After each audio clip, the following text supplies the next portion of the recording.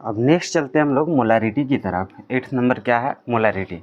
अब ये मोलैरिटी क्या होता है? तो जिस प्रकार से हम लोगों ने समझा मोलैरिटी के बारे में, ठीक उसी प्रकार से सेम हम लोग को काम करता है क्या? मोलैरिटी। अब ये मोलैरिटी काम कैसे करता है समझते हैं हम लोग।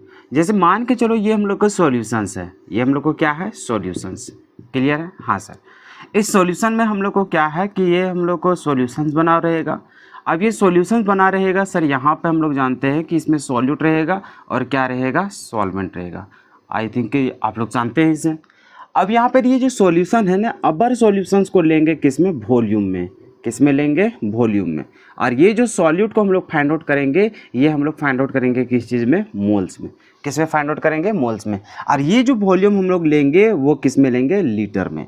आप लोग को पहले ही बता दिए कि हम लोग को सिर्फ 3 ही कंसंट्रेशन टर्म होता है, जहाँ पर हम लोग वेट को लेते हैं ग्राम में और वॉल्यूम को लेते हैं ml में। वो था W/W, W/V, V/V, वहाँ तक हम लोग को ख़त्म हो जाता है।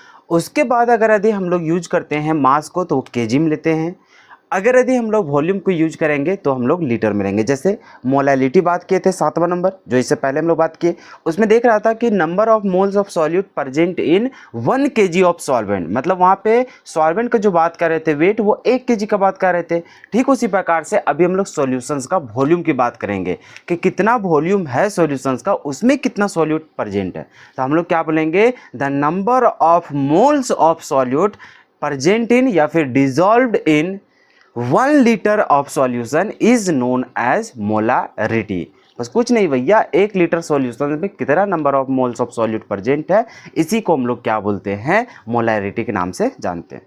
तो वही चीज लिखा हुआ डेफिनेशन देख लो। क्या लिखा हुआ है कि the number of moles of solute dissolve in 1 litre of solution is called molarity. इसको रिप्रेजेंट कैसे किया जाता है, इसको डिनोट कैसे जाता है? जैसे मोलैलिटी को स्मॉल लेटर m से दिखाते थे, मोलैरिटी को हम लोग कैपिटल लेटर m से दिखाते हैं। अब इसका फॉर्मूला की बात कर लेते हैं। तो फॉर्मूला बेहद ही आसान है हम लोग का। क्या फॉर्मूला होने वाला है जी? तो हम लोग जानते हैं मोलैरिटी, क्या जानते हैं? मोलैरिटी बराबर, तो ऊपर हम लोग को क्या हो जाएगा? Number of moles. तो सर यहाँ पे अगर लिखना चाहेंगे तो ये हम लोग को क्या हो जाएगा? Number of moles of solute. और नीचे हम लोग को क्या हो जाएगा सर? नीचे हो जाएगा वॉल्यूम ऑफ सॉल्यूशंस। और ये जो वॉल्यूम लेंगे वो किस में लेंगे? लीटर में लेंगे। बस यही तो हम लोग को फॉर्मूला हो जाता है। क्लियर है? अब वही बात कि नंबर ऑफ मोल्स नहीं दिया रहता है डायरेक्टली, वॉल्यूम हम लोग को लीटर में नहीं रहता बल्कि ml में रहता है। अरे भैया तो ml में रहेगा तो उसको लीटर में तो कन्वर्ट करना ही पड़ेगा।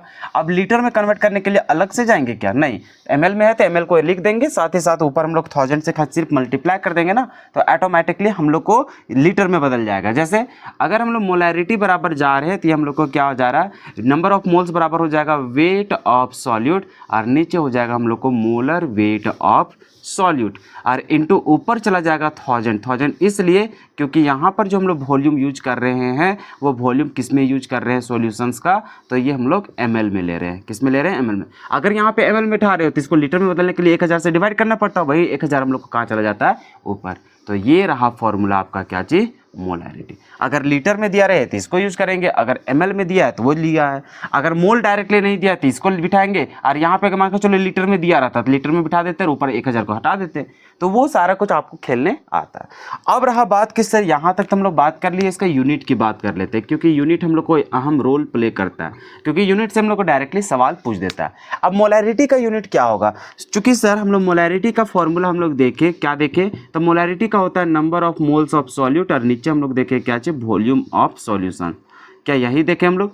अब यहाँ पे देखते हैं सर कि इसका जैसे हम लोग यूनिट की बात करेंगे, यूनिट ऑफ मोलैरिटी, तो यहाँ पे ऊपर देखो नंबर ऑफ मोल्स का यूनिट क्या हो जाता है? तो सर ये मोल ही हो जाएगा। नीचे वॉल्यूम का क्या हो जाएगा सर? लीटर। तो सर इसी को हम लोग क्या बोलते हैं? ये हो जाएगा मोल पर लीटर। क्लियर है? तो ये हो गया आपका क्या चाहिए? यूनिट। तो चलो यहाँ तक लिख लो। उसके बाद हम लोग बात करेंगे क्या? तो यहाँ से क्वेश्चंस किस प्रकार से आपके बोर्ड एग्जाम में पूछा गया। मोलैरिटी का कहानी इतना ही है कि डेफिनेशन याद रखना है। डेफिनेशन क्या बोलता है कि कितना number of moles of solute dissolve है 1 लीटर सॉल्यूशंस में, इसी को हम लोग बोलते हैं मोलैरिटी। इसको रिप्रेजेंट करते हैं कैपिटल लेटर M से।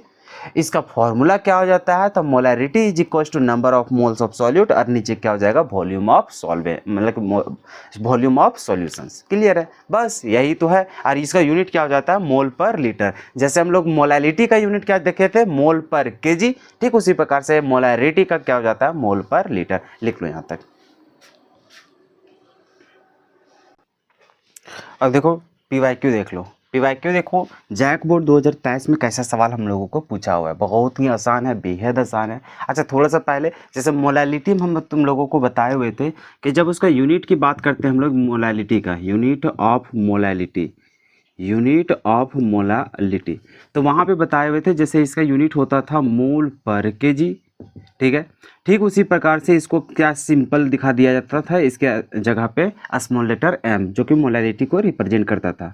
तो ठीक उसी प्रकार से अगर यदि अभी हम लोग बात करते हैं यूनिट ऑफ मोलैरिटी का, किसका, unit of molarity, unit of molarity, तो इसका यूनिट अभी हम लोग क्या देखें सर, इसका यूनिट देखें मोल पर लीटर। तो इतना ना दिखा करके कभी कभी डायरेक्टली कैपिटल M लिख देगा, जो कि हम लोग को मोलर सॉल्यूशन दिखाता है, ये मोलर सॉल्यूशन दिखाता है। मोलर सॉल्यूशन का मतलब होता है कि वैसा सॉल्यूशन जिसका मोलैरिटी कितना हो जाए, 1 हो जाए। मतलब वहाँ पे मोलैरिटी कब होगा, 1, वह तभी होगा सर जब उसके पास number of moles of solute कितना हो जाए, 1 मोल हो जाए, और वॉल्यूम ऑफ सॉल्यूशन कितना हो जाए, 1 लीटर हो जाए। तो वैसे ही सॉल्यूशन को क्या बोलते हैं, मोलर सॉल्यूशन के नाम से जानते हैं। तो हम लोग को दरअसल देखने को क्या मिलता है, तो ये मोल पर लीटर है इतना ना लिख करके डायरेक्टली कैपिटल लेटर M लिख देगा। तो इससे मतलब ये समझ आना है कि वहाँ पर मोलैरिटी का ही वैल्यू दिया है, मतलब इतना, जैसे बोल देगा 0.25 मोलर, कैपिटल लेटर M को मोलर बोलेंगे, ठीक है। उसका मतलब समझ जाना है, या मोलैरिटी का ही यूनिट दिया हुआ है। क्लियर है यहाँ तक, चलो। तो हम लोग यहाँ पे समझ रहे हैं, ये चीज़ लिख लेना कहीं पे, ठीक है। अब यहाँ पर देख रहे हो कि जैसे ये क्वेश्चंस है, क्वेश्चंस क्या बोला है कि the molarity of the solutions containing 5 gram of NaOH in 500 ml of aqueous solutions. अब यहाँ पे बोला क्या है कि मोलैरिटी ऑफ द सॉल्यूशंस, तो मोलैरिटी हम लोग को निकालने बोला है, जो कंटेन कर रहा है कितना, तो 5 gram NaOH in 500 gram of aqueous solution मतलब sorry 500 ml of aqueous solution. तो हम लोग यहाँ पे देख रहे हैं कि सर गिवन डाटा क्या क्या दिया हुआ है। तो जैसे इसको हम लोग सॉल्यूशंस करने जाएंगे, देखो बहुत ही बारीकी से हम लोग इसको सॉल्व करेंगे, बहुत ही आसान है। हम लोग को देखने को मिला क्या कि सर गिवन डाटा जो दिया हुआ है वो हम लोग देखें कि वेट ऑफ सॉल्यूट दिया हुआ है, कितना दिया हुआ है सर, 5 ग्राम दिया हुआ है। क्लियर है। साथ ही साथ हम लोग को सर वॉल्यूम ऑफ सॉल्यूशंस दे दिया है, क्या दे दिया है, वॉल्यूम ऑफ सॉल्यूशंस, ये कितना दिया हुआ है, 500 ml। क्लियर है। अब यहाँ पर हम लोग को दिया क्या है, तो सर कुछ नहीं दिया है, बस हम लोग को पूछ दिया मोलैरिटी, मतलब कैपिटल लेटर M हम लोग को पूछ दिया। अब हम लोग जैसे जाएंगे मोलैरिटी निकालने के लिए, तो capital letter M is equal to, यहाँ पे क्या हो जाता है सर, वेट ऑफ सॉल्यूट, और नीचे हो जाएगा सर हम लोग को molar weight of solute, into कर देंगे यहाँ पर क्या 1000, और यहाँ पर जो हम लोग लिखेंगे वो रह जाएगा वॉल्यूम ऑफ सॉल्यूशंस, और ये किस में लेना पड़ता है, इन ml में। क्लियर है। अब देखते हैं मोलैरिटी निकालने के लिए वेट ऑफ सॉल्यूट हम लोग को गिवन है कितना, 5 ग्राम, तो यहाँ पे बिठा देंगे 5। मोलर वेट क्या हम लोग को कहीं पर भी दिया नहीं, तो हम लोग निकाल लेंगे।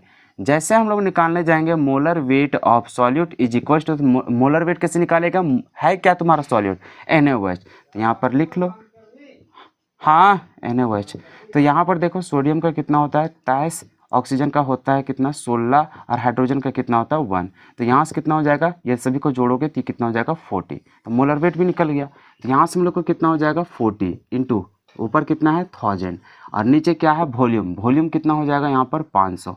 तो 500 से कितना हो चला गया 2 बार में, और यहाँ से चलोगे तो ये कितना चला जाएगा सर, ये 20 बार में चला जाएगा, और ये देखोगे कितना बार में 4, मतलब हम लोग के पास आया 1/4, इसका मतलब 0.25 मोलर। तो ये आ गया हम लोग को आंसर। अब देख लो ऐसा ऑप्शन कहाँ पे दिखाई दे रहा है, तो हम लोग को दिखाई दिया ऑप्शन नंबर C। तो देख लो इस प्रकार का सवाल हमारे PYQ में पूछे जा रहे हैं, कितना आसान है, सिर्फ डायरेक्ट फार्मूला बेस्ड यहाँ पे सवाल आते हैं। चलो लिख लो, फिर हम लोग चलते हैं आगे क्वेश्चंस। नेक्स्ट सवाल देखो जो पूछा गया है जैक बोर्ड 2020 और 2018 में 2 बार ये सवाल पूछा जा चुका है, बहुत ही ज़्यादा इंपॉर्टेंट सवाल है। देखते हैं हम लोग को क्या पूछा हुआ है जी। क्वेश्चंस है, और ये जो सवाल पूछा है वो 5 नंबर में पूछा हुआ है, ठीक है। कितना नंबर पे, 5 नंबर में सवाल पूछा है, 2020 में भी और 2018 में भी। देखो सवाल क्या है, बोला है कि an antifreeze solution is prepared from 222.6 gram of ethylene glycol, जिसका मॉलिक्यूलर फॉर्मूला दे रखा है, एंड 200 ग्राम ऑफ वाटर। हम लोग को बोल रहा है कि एक एंटी फ्रीज सॉल्यूशन है। एंटी फ्रीज कहने का मतलब यार वो फ्रीज जल्दी नहीं हो पाएगा, ठीक है। एंटी फ्रीज, फ्रीज मतलब जमना, एंटी फ्रीज मतलब जो जम नहीं सकता है, ठीक है। मतलब कि एक नॉर्मल कंडीशंस पे अगर उसको टेम्परेचर पे लेकर के चलोगे तो वो जल्दी जमेगा नहीं, ठीक है।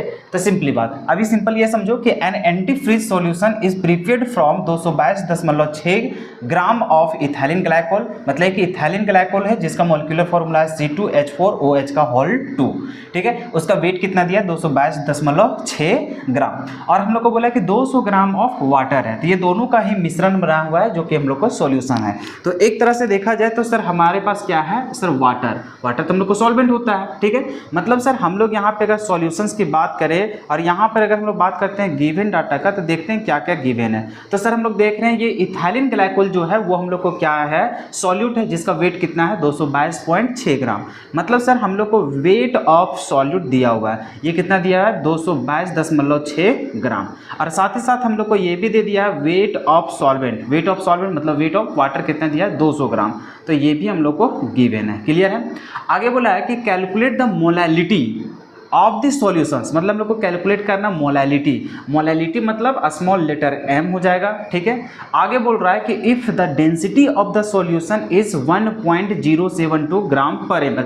मतलब अगर यदि तुम्हें डेंसिटी दिया हुआ है 1.072 ग्राम पर ml, ठीक है, तो then what shall be the molarity of the solution. तब हम लोग को बोला जा रहा है कि इसका मोलैरिटी क्या होगा, ठीक है। तो हम लोग को मोलैरिटी एंड मोलैरिटी दोनों निकालना है, क्लियर है। तो सबसे पहले हम लोग इसको सॉल्व करने जा रहे हैं, किसके लिए, मोलैलिटी। जब हम लोग चलते हैं मोलैलिटी निकालने, क्या निकालने जाते हैं जी, मोलैलिटी। तो मोलैलिटी का फॉर्मूला हो जाता है वेट ऑफ सॉल्यूट, नीचे हो जाता है मोलर वेट ऑफ सॉल्यूट, और इनटू यहाँ पर हो जाता है 1000 और नीचे हो जाता है हम लोग को वेट ऑफ सॉल्वेंट। क्या यही होता है, हाँ सर। वेट ऑफ सॉल्यूट कितना दिया हुआ है सर 222.6, तो यहाँ हो जाएगा 222.6, क्लियर है। मोलर वेट, तो मोलर वेट तो पता नहीं है सर सॉल्यूट का, लेकिन सर मॉलिक्यूलर फॉर्मूला पता है। तो हम लोग सबसे पहले निकालने जाते हैं क्या, मोलर वेट ऑफ सॉल्यूट। कैसे निकालोगे, इसका फॉर्मूला कितना हो जाएगा, कार्बन 2 गो है, ठीक है, हाइड्रोजन 4 गो यहाँ 2 गो यहाँ, तो टोटल कितना हो गया 6 हाइड्रोजन, ऑक्सीजन 2 गो हो जाएगा, ठीक है। तो यहाँ हो जाएगा O2। चलो इसका निकाल लो, तो 12 दूनी 24 हो जाएगा, प्लस 6 प्लस 16 दूनी 32 हो जाएगा। टोटल करो 6 4 10 और 2 12 के 2 हाथ में 1, 3 1 4 और 2 कितना हो जाएगा 6 मतलब 62। तो इसका मतलब सर हम लोग को मोलर वेट निकल गया सॉल्यूट का कितना 62 इनटू ऊपर हो जाएगा कितना 1000 और नीचे वेट ऑफ सॉल्वेंट कितना दिया था, वेट ऑफ सॉल्वेंट हम लोग के पास है 200, यहाँ से हो गया 200। ये कितना बार में चला गया, 5 बार में, क्लियर है। अब यहाँ देख लो 222.6 इंटू 5 और नीचे कितना है तुम्हारा 62। अब इसको इंटू करके डिवाइड कर लो। अब इसी को तुम डिवाइड करके देख लो कितना बार में चला जाता है, उसके बाद फिर उसको इंटू कर देना, तुम्हारा आंसर आ जाएगा।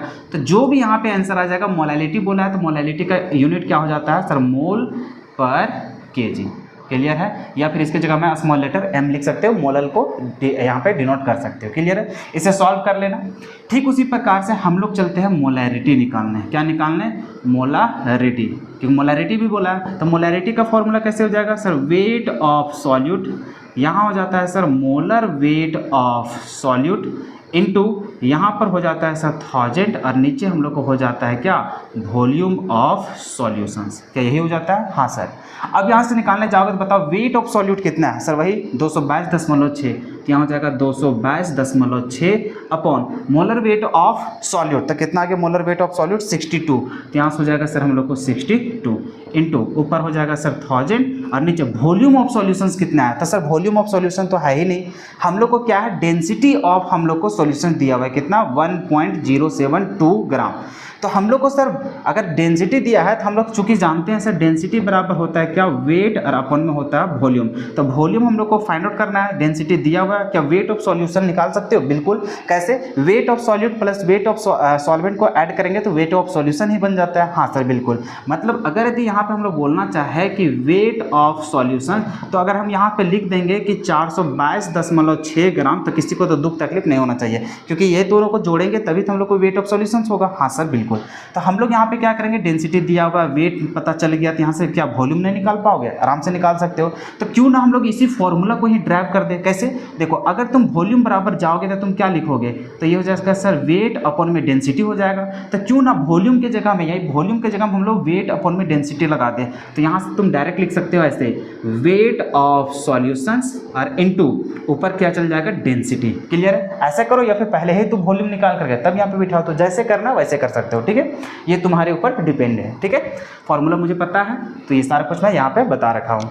चलो यहाँ पे चलोगे तो क्या हो जाएगा, 222.6 अपॉन में हो जाएगा 62 इंटू 1000 और इंटू तुम्हारा डेंसिटी कितना दिया हुआ है सर, 1.072 दिया हुआ है। और नीचे सर वेट ऑफ सॉल्यूशन कितना है सर, 422.6 422.6। अब इसको सॉल्व कर लेना, जो भी आंसर आएगा वो तुम्हारे किस में हो जाएगा, मोल पर लीटर, या फिर इसी को मोलर मतलब कि कैपिटल लेटर एम से डिनोट कर दोगे। तो देखो कितना सिंपल था। यही सवाल तुमसे कितना नंबर में पूछा है, 5 नंबर में, 2022 में, मतलब 2020 में, और 2000 कितना पूछा है, 18 में। क्लियर है? तो ये सब क्वेश्चंस फिर से रिपीट होने के बहुत ज़्यादा चांसेस होता है। ठीक है, तो इसे अच्छा से सॉल्व कर लेना। देखो कितना आसान है, बस सारा डाटा दिया हुआ, बस उसको पुट करना है। बोले ना कि एक बार अगर तुम्हारा कॉन्सेप्ट क्लियर हो जाता है तो उसके बाद तुम्हारे पास कोई सवाल को बनाने में कभी भी तुम्हें डिफिकल्टी महसूस हो ही नहीं सकता, खास करके हमारे विद्यार्थियों को, क्योंकि उसे पूरा जड़ से ही पूरा मजबूत कर दिया जाता है, ताकि तुम्हारे सामने कोई भी क्वेश्चन आ जाए तुम कभी डर ही नहीं सकते क्वेश्चन को अटेम्प्ट करने से। ठीक है, आई होप कि समझ में आ गया होगा। चलो इसे लिख लो।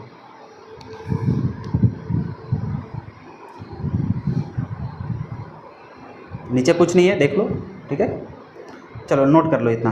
ठीक है,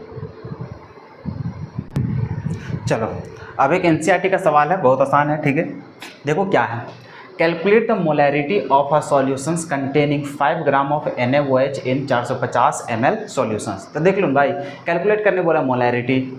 सॉल्यूशंस हम लोग को कैसे कैसे मिलकर के बनाया, तो 5 ग्राम NaOH है जो कि किस में है, तो 450 ml सॉल्यूशंस में है। तो देखो ना, सब कुछ गिवन डाटा है, बस तुम्हें क्या करना, फॉर्मूला अगर याद है मेरे भाई तो फॉर्मूला को बस बिठाओ और पूरा सॉल्व कर दो। जैसे कि देखो गिवन में क्या क्या दिया हुआ है, तो सर हम लोग को सबसे पहले देखो मोलैरिटी हम लोग को कैलकुलेट करने बोला है सर, और हम लोग को दे क्या रखा है, तो सर वेट ऑफ सॉल्यूट दे रखा है, कितना, 5 ग्राम दे रखा है। ठीक है, तो अगर NaOH है तो इसका मोलर वेट की भी ज़रूरत पड़ेगा, तो मोलर वेट ऑफ सॉल्यूट कितना हो जाएगा, अगर तुम जान नहीं रहे हो तो निकालना भी सीख लो। जैसे सोडियम का कितना होता है 23 प्लस ऑक्सीजन का कितना होता है, तो सर इसका होता है 16 प्लस हाइड्रोजन का कितना 1, सभी को जोड़ोगे तो तुम्हारे पास कितना निकल जाएगा, 40 निकल जाएगा। क्लियर है?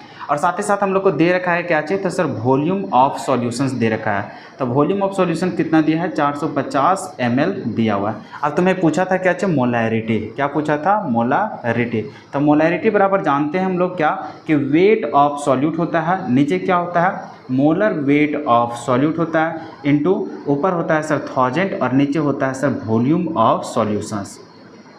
क्लियर है? इन ml में, इन ml में। अगर लीटर में लोगे तो ऊपर 1000 हटाना पड़ता। तो अब देखो यहाँ से सॉल्व करना है सिर्फ। वेट ऑफ सॉल्यूट कितना दिया था, 5, मोलर वेट कितना हो जाता है 40, ऊपर कितना है 1000 और नीचे देखो वॉल्यूम कितना है सर 450। बस ख़त्म। देखो 8 बार में ख़त्म हो जाएगा। देखो ख़त्म हो गया। अब ये कितना हो गया, तो सिर्फ और सिर्फ सर हम लोग को नीचे 8 है ना, चलो इसको भी सॉल्व कर लो, या फिर ऐसे कर लेते 5 9 45 ऐसे भी कर लेता तो वो भी आराम हो जाता। चलो कोई दिक्कत नहीं, लेना देना वहीं पहुंच जाएगा। तो तुम्हारा कितना हो जाएगा, ऊपर है सर 100 और नीचे कितना है, तो सर 8 × 45 है। इसको सॉल्व कर लो, जो भी सॉल्व करने के बाद आंसर आएगा वो तुम्हारा क्या हो जाएगा, मोल पर लीटर। ठीक है, अरे कर लोगे ना सॉल्व? अब नहीं, देखो 4 दूनी 8 और 25 चौके 100, ऐसे भी कर लो। तुम्हारा 5 के पहाड़ में जाएगा तो 5 × 5 = 25, 5 × 9 = 45 और करोगे। देख लो भाई, ऊपर हो गया 5 और नीचे हो गया 9 दूनी 18, इतना हो गया। और करोगे, है ना 9 दूनी 18, हाँ सर बिल्कुल। तो इसको और सॉल्व करोगे तो इतना ही करना था, ऐसे भी कर सकते हो या फिर इसको ऐसे कर लो। 0 दशमलव कितना हो जाएगा, 54, 18 हो जाता है तो 18 दूनी 36 चल जाएगा। जैसे जाओगे 18 दूनी 36 मतलब 50 में जाएगा 36 तो तुम्हारा कितना बचेगा 14, यही तो चला जाएगा मतलब 14, फिर पॉइंट के बाद 0 चला जाएगा। ठीक है,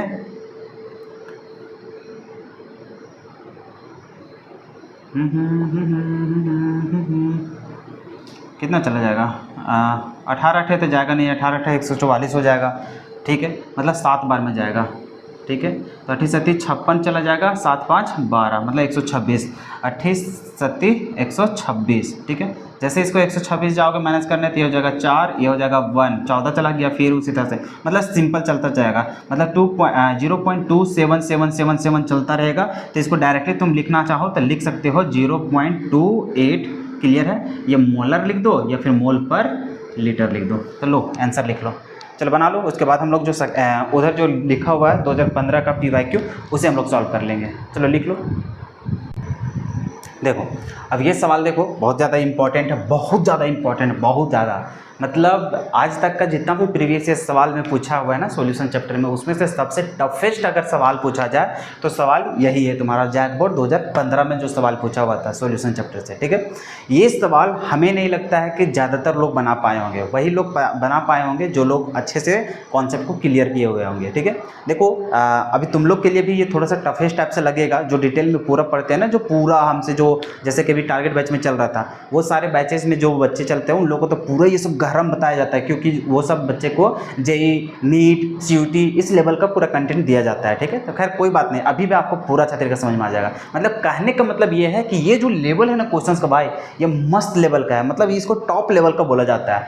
इसे बच्चा देख करके ही पीछे चला जाता है, मतलब इसको बनाने में उन लोग हार मान लेता है, समझ में नहीं आता क्वेश्चन, देखना भी कैसे बनेगा सो। लेकिन तुम लोग ध्यान से सुनते हुए चलना, बहुत अच्छा सवाल है, बहुत अच्छा। अगर इसमें स्टार मार्क अगर डालना चाहोगे तो वो स्टार मार्क भी डाल लेना। ठीक है, ये बहुत अच्छा सवाल है, बहुत अच्छा। क्लियर है, ये NCERT का ही सवाल है, बहुत अच्छा सवाल है। देखो जैकबोर्ड 2015 में पूछा हुआ था। देखो क्या है सवाल, बोला है कि find out the volume in ml of 0.1 molar HCl required to completely neutralise 1 gram mixture of Na2CO3 and NaHCO3 containing equal number of moles of NaHCO3। देखो कहने का मतलब क्या है सो, कहने का मतलब ये है कि जैसे हम लोग को क्या है, एक मिक्सर है, जैसे ये हम लोग को सॉल्यूशंस है, ये हम लोग को क्या है, सॉल्यूशंस। क्लियर है, ध्यान से सुनते चलना, ये हम लोग को सॉल्यूशंस है। अब ये जो सॉल्यूशंस है, अब यहाँ पे क्या है तुम्हारा HCl मिलाया हुआ है, ये क्या है HCl मिलाया हुआ, और यहाँ पर हम लोग को क्या है कंपाउंड है, और यहाँ पर जो कंपाउंड है वो 2 तरह का कंपाउंड है, मतलब यहाँ पे मिक्सर डाला हुआ है। यहाँ पर क्या डाला हुआ है, मिक्सर डाला हुआ है, किसका किसका, तो हम लोग को डाला हुआ है NaHCO3 एंड Na2CO3। क्लियर है, मतलब कि ये जो हम लोग को कंटेनर बनाया हुआ है, ये जो हम लोग को सॉल्यूशन का जो कंपार्टमेंट है, इसमें देख रहे हो कि 2 तरह का चीज़ें यहाँ पे मिलाया हुआ है। क्या क्या, एक तो एसिड है, एसिड कौन सा है तुम्हारा HCl है, कौन है HCl। ठीक है, हाइड्रोक्लोरिक अम्ल है। ठीक है, उसके बाद हम लोग को यहाँ पे जो सॉल्यूट जो पार्टिकल है वो 2 तरह का पार्टिकल्स यहाँ पे ऐड किया हुआ है, मतलब सॉल्यूट 2 तरह का है। कौन कौन, एक है हम लोग को NaHCO3 और एक है हम लोग को Na2CO3। क्लियर है यहाँ तक, sodium bicarbonate and sodium carbonate है। क्लियर है, अब ये दोनों का मिश्रण है। क्लियर है, अब क्या है, ये तो हम लोग को बेस है भाई, ये हम लोग को एसिड है और ये हम लोग को क्या है, बेस। देखो ध्यान से समझते चलना, ये हम लोग को क्या है, ये हम लोग को एसिड है और ये दोनों हम लोग को क्या है, तो सर ये दोनों को दोनों हम लोग को है बेस। इसका मतलब सर हम लोग तो बचपन से पढ़ते हुए चल रहे हैं, बचपन से तुम लोग क्या क्या पढ़ते जा रहा है कि सर हम लोग जब एसिड और बेस को हम लोग क्या करते हैं, रिएक्ट करवाते हैं, ए मतलब एसिड, बी मतलब बेस, तो हम लोग को यहाँ पे क्या बनता है सर, साल्ट बनता है, वाटर बनता है और कार्बन डाइऑक्साइड हम लोग को बनता है। सर ये चीज़ हम लोग अच्छे तरीके से समझ चुके हैं। क्लियर है, कि जब हम लोग क्या करते हैं एसिड और बेस का, जैसे जनरली तुम लोग क्या करता है, जब भी एसिड और बेस का हम लोग जब रिएक्शन कराते हैं तो वहाँ पे हम लोग को क्या बनता है सर, हम लोग को साल्ट बनेगा और वाटर रिलीज होता है। क्लियर है, अब वहाँ पे डिपेंड करता है कि अगर कार्बन वगैरह सब मौजूद है तो वहाँ से कार्बन डाइऑक्साइड भी हम लोग को रिलीज हो जाता है, लेकिन जनरली हम लोग समझते हैं कि साल्ट बनेगा और वाटर बनेगा, साल्ट बनेगा वाटर बनेगा, साल्ट बनेगा वाटर बनेगा। लेकिन अभी जो हम लोग के पास जो बेस है उनमें से हम लोग को क्या है, sodium carbonate and sodium bicarbonate है, इसमें से हम लोग को कार्बन भी अवेलेबल है, इसी वजह से यहाँ पर साल्ट साल्ट तो बनेगा, साथ ही साथ वाटर भी बनेगा, और यहाँ पे हम लोग को रिलीज होगा क्या चीज, कार्बन डाइऑक्साइड। तो हम लोग यहाँ पे क्या हो रहा है कि जब एसिड और बेस का रिएक्शंस कर रहे हैं तो यहाँ पे साल्ट बनेगा, वाटर बनेगा, और क्या बनेगा, कार्बन डाइऑक्साइड बनेगा। तो हम लोग क्लास 11th में तुम लोग पढ़ा होगा स्टिक्योमेट्रिक कोफिशिएंट का। तो यहाँ पे जब वायलेंस करते हैं, इसका मतलब मान के चलो यहाँ पर x है, इसका y है, और यहाँ पर कुछ भी वैसा मान लो, ठीक है, या फिर ऐसे चलो संख्या हम लोग मान लेते हैं, संख्या मान के चलो इसका हम लोग कितना ले लिए 2, और इसका ले लिए 3, और यहाँ पे मान के चलो इसका 4 ले लिए। इसका मतलब क्या समझ रहे हो कि जब हम लोग 2 मोल, देखो ये स्टिक्योमेट्रिक कोफिशिएंट को हम लोग मोल के टर्म से पढ़ते हैं, किस टर्म में, मोल के टर्म्स में। आई होप कि तुम लोग अगर हमारा भी वीडियो देखा हो क्लास 11th में तो वहाँ पर भी थोड़ा थोड़ा तो समझ में आ ही गया होगा तुम लोग को, ठीक है। तो सिंपल से समझो कि 2 मोल जब एसिड 3 मोल बेस के साथ जब रिएक्ट करेगा तो वो 4 मोल क्या बना लेगा, साल्ट बना लेगा। तो ऐसे इसको पढ़ते हैं। तो इसका मतलब अगर 4 मोल साल्ट बनाना है तो उसके लिए तुम्हें बेस कितना जरूरत पड़ेगा, 3 मोल, और एसिड का कितना मिलेगा, 2 मोल। तो ठीक उसी प्रकार से हम लोग यहाँ पे क्या करते हैं, जो भी स्टिक्योमेट्रिक कोफिशिएंट होता है उसे किस टर्म में पढ़ते हैं, हम लोग मोल के टर्म में पढ़ते हैं। तो ये सब चीज़ पढ़ना भी तुम लोग को आता है, खैर कोई दिक्कत नहीं, धीरे धीरे धीरे धीरे सभी चीज़ें तुम लोग सीख जाओगे। अभी फिलहाल समझ रहे हो ना कि जब हम लोग को, देखो ये क्या बोला, find out the volume in ml of 0.1 molar HCl required to completely neutralize 1 gram mixture of Na2CO3 and NaHCO3 containing equal number of moles of NaHCO3। देखो सिंपल बोला है क्या कि हम लोग को वॉल्यूम निकालना है, किसका, तो वॉल्यूम निकालना हम लोग को एसिड का, और एसिड का कंसंट्रेशन दे रखा है। कंसंट्रेशन कितना दिया हुआ है, तो सर 0.1 मोलर हम लोग को दिया हुआ है। मतलब अगर हम लोग गिवन डाटा की अगर बात करेंगे, किसका बात करेंगे, गिवन डाटा का, तो देखो ना तुम लोग क्या क्या यहाँ पे देख पा रहे हो। सर हम लोग जब गिवन डाटा की बात करते हैं तो हम लोग को कंसंट्रेशन दिया हुआ है, किसका, तो हम लोग देख रहे हैं सर कंसंट्रेशन ऑफ HCl, ये कितना दिया हुआ है सर, 0.1 मोलर दिया हुआ है, क्लियर है। साथ ही साथ हम लोग को बोला है कि मिक्सर जो है वो मिक्सर किसका किसका है, तो Na2CO3 और NaHCO3 का, जो दोनों का मिश्रण का जो वेट है वो वेट कितना है, 1 ग्राम है, क्या है, 1 ग्राम। देखो ना ध्यान से पढ़ो, find out the volume in ml of 0.1 molar HCl required to completely neutralise 1 gram mixture, 1 gram mixture किसका किसका मिश्रण है, तो Na2CO3 एंड NaHCO3, मतलब sodium carbonate and sodium bicarbonate का मिश्रण जो है उसका वेट कितना दिया हुआ है, 1 ग्राम। मतलब सर हम लोग यहाँ पे बोलेंगे कि जो NaHCO3 प्लस Na2CO3 इन लोग का जो वेट है, ये कंप्लीटली वेट कितना है, तो सर ये हम लोग को 1 ग्राम, कितना है, 1 ग्राम।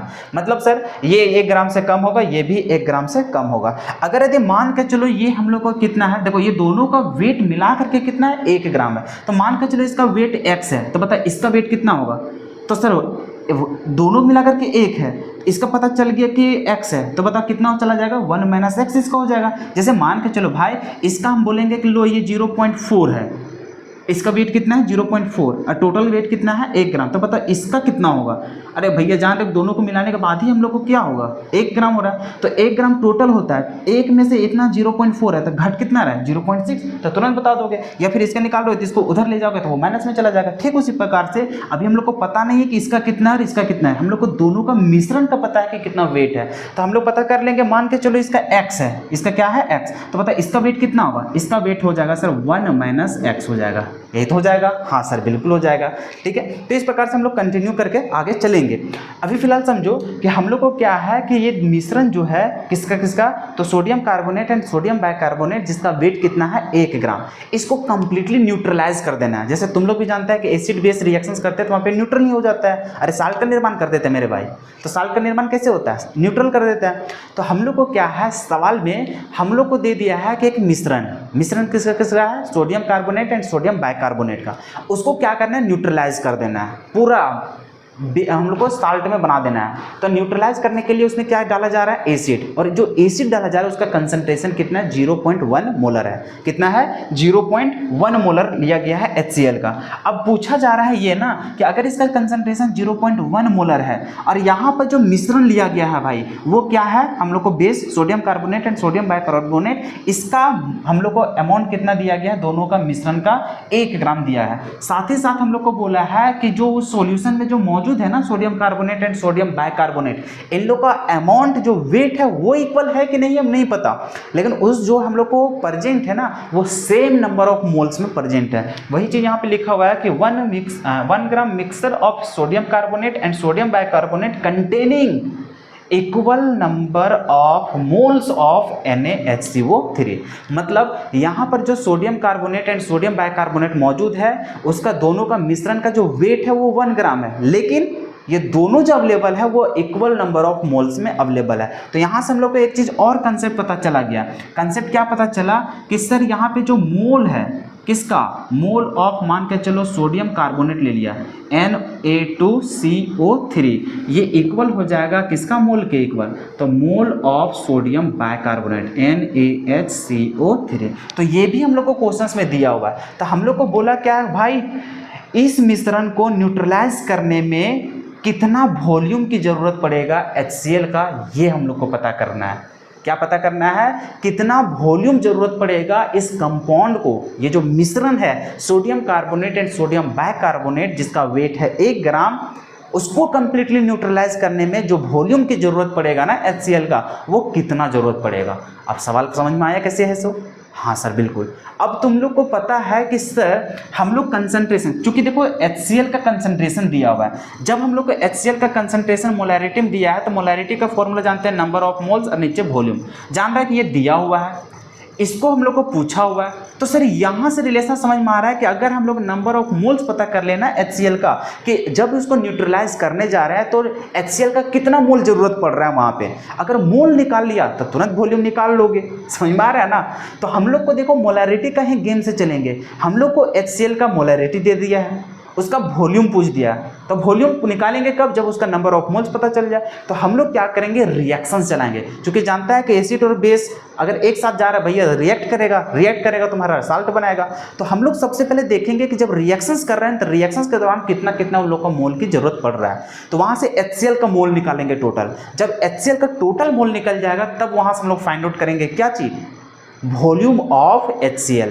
क्लियर है यहाँ तक? अब हम लोग एक एक करके इसको डिस्कस करते हैं कि कैसे इसको हम लोग निकालेंगे। आई होप कि कंसेप्ट समझ में आ गया होगा कि क्या क्या दिया हुआ, कैसे हम लोग को निकालना है इसको। ठीक है, अब सबसे पहले हम लोग यहाँ पे कंसीडर करके चलना पड़ेगा कौन कौन क्या है सो। ठीक है, या फिर सबसे पहले चलो हम लोग रिएक्शंस कर लेते हैं।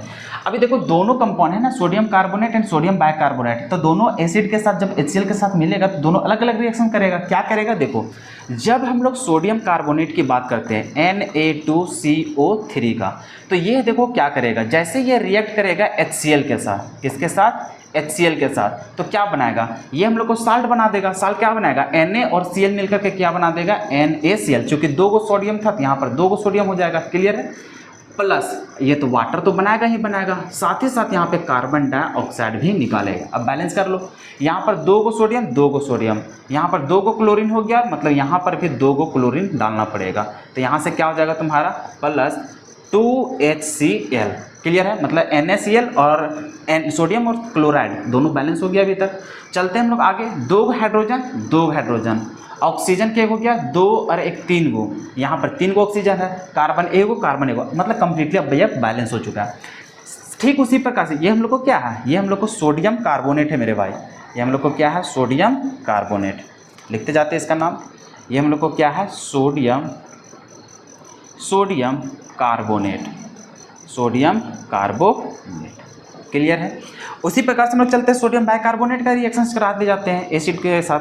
तो यहाँ से हो जाएगा NaHCO3, इसको जब रिएक्शंस करवाएंगे HCl के साथ तो ये क्या बना देगा, NaCl बनाएगा, प्लस H2O तो बनाएगा ही बनाएगा, साथ ही साथ ये CO2 भी बना देगा।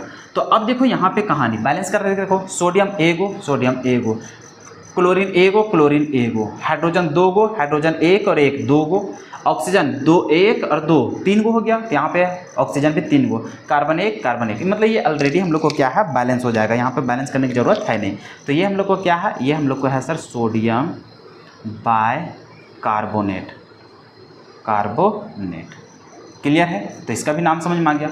अब देखो यहाँ पे करना क्या है, सबसे पहले हम लोग यहाँ पे देख रहे हैं कि सर सोडियम कार्बोनेट का कितना मोल लेना पड़ता है, 1 मोल, तब हम लोग को HCl कितना ज़रूरत पड़ता है, 2 मोल। कितना मोल पड़ता है, 2 मोल।